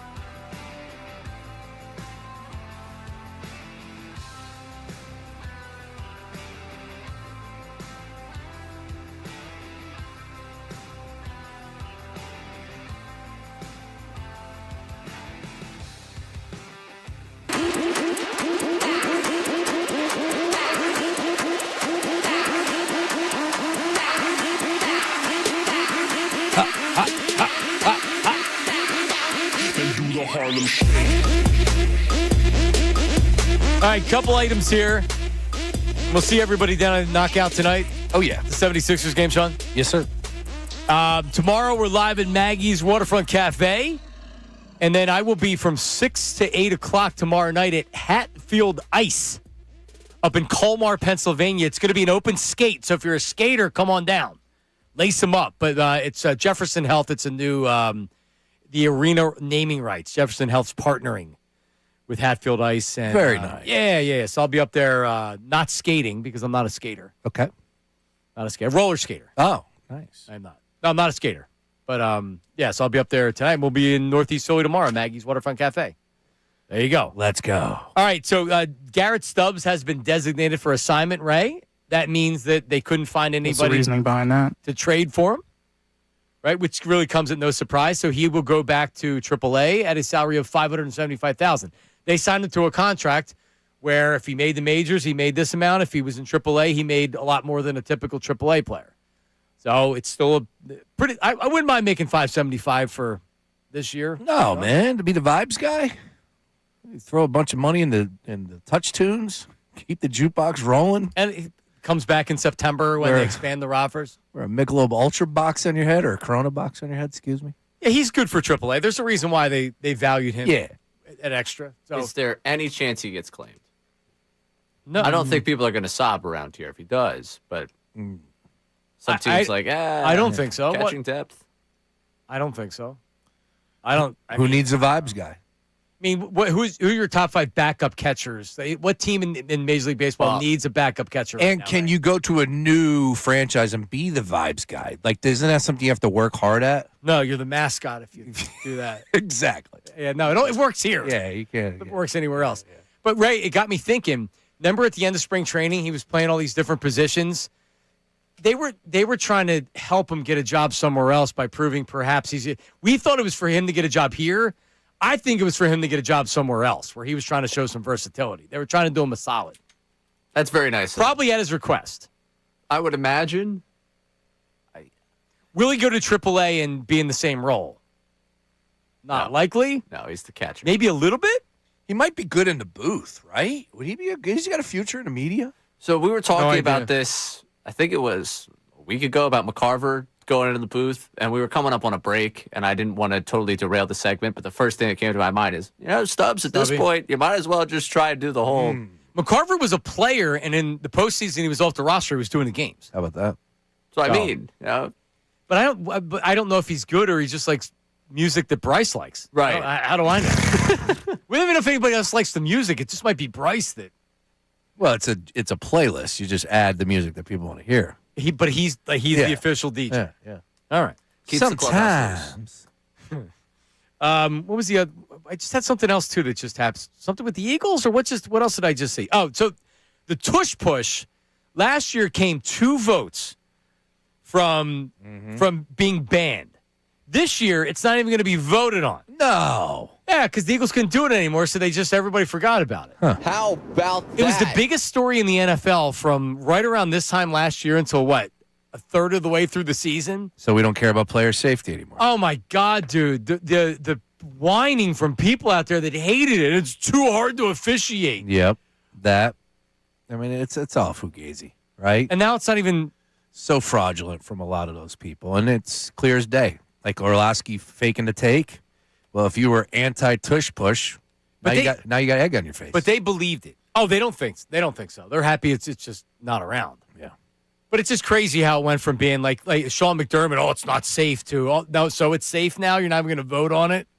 And if the Eagles would have been successful doing it last year, it'd be out of the league. Yep, 100%. But now they don't even vote on it. Boys, what? We got something interesting. Breaking news? We got, I wouldn't call it breaking news, but I know you've been talking about how much you love this podcast. What? Your favorite? The season. That season. With Nick Foles and his brother-in-law that I can't remember his name. Jeff Stoutland going to be on the program on Friday. Wow. How about that? Stout talks for the first time. Stout, who also, I guess, is staying with the organization? A little bit. Heard that. Lane Johnson said that. Yeah, some capacity. So what does that mean? He calmed down and Cooler heads prevailed. Cooler heads prevailed. There wasn't a job in the NFL that was open last year because the staffs were already set. Cares about the franchise, cares about the people. Yeah. Yep. Yeah, I never wanted Stout to leave. So hopefully that's the case. Dad, what's the name of this podcast? Nick Foles? Is it Season? Dad Season? I think Dad Season's the brand. Season might be the name of the podcast. I'll tell you what, they should have kept it going, man. I know it's the off season, but they had some momentum. I don't know if you got to grind though. Look, you got to get the content going out If there. you're going to be an offensive coordinator, you got to grind too. Man, he made too much. He made too much money. That's the problem. The guys that played today made so much money that either you love to do it or you don't. It's not that hard to do an episode every day. You just got to do it. But then you got to grind for topics and something to talk about. It seems like Nick likes doing it when there's somebody to have on or stuff to talk about. Yeah, he broke some. He went live after some big time news broke and stuff like that. Yeah, he did. All right, time for the YouTube chat recap. Right, go ahead. It's time for the YouTube chat recap. How about filling us in? Let me tell you something else, man. Watch us live on YouTube every single weekday. I can't lie. Let me tell you something. It's the Middays with Marks YouTube chat recap. Will Sean wear his Horsham Hunks wardrobe tonight?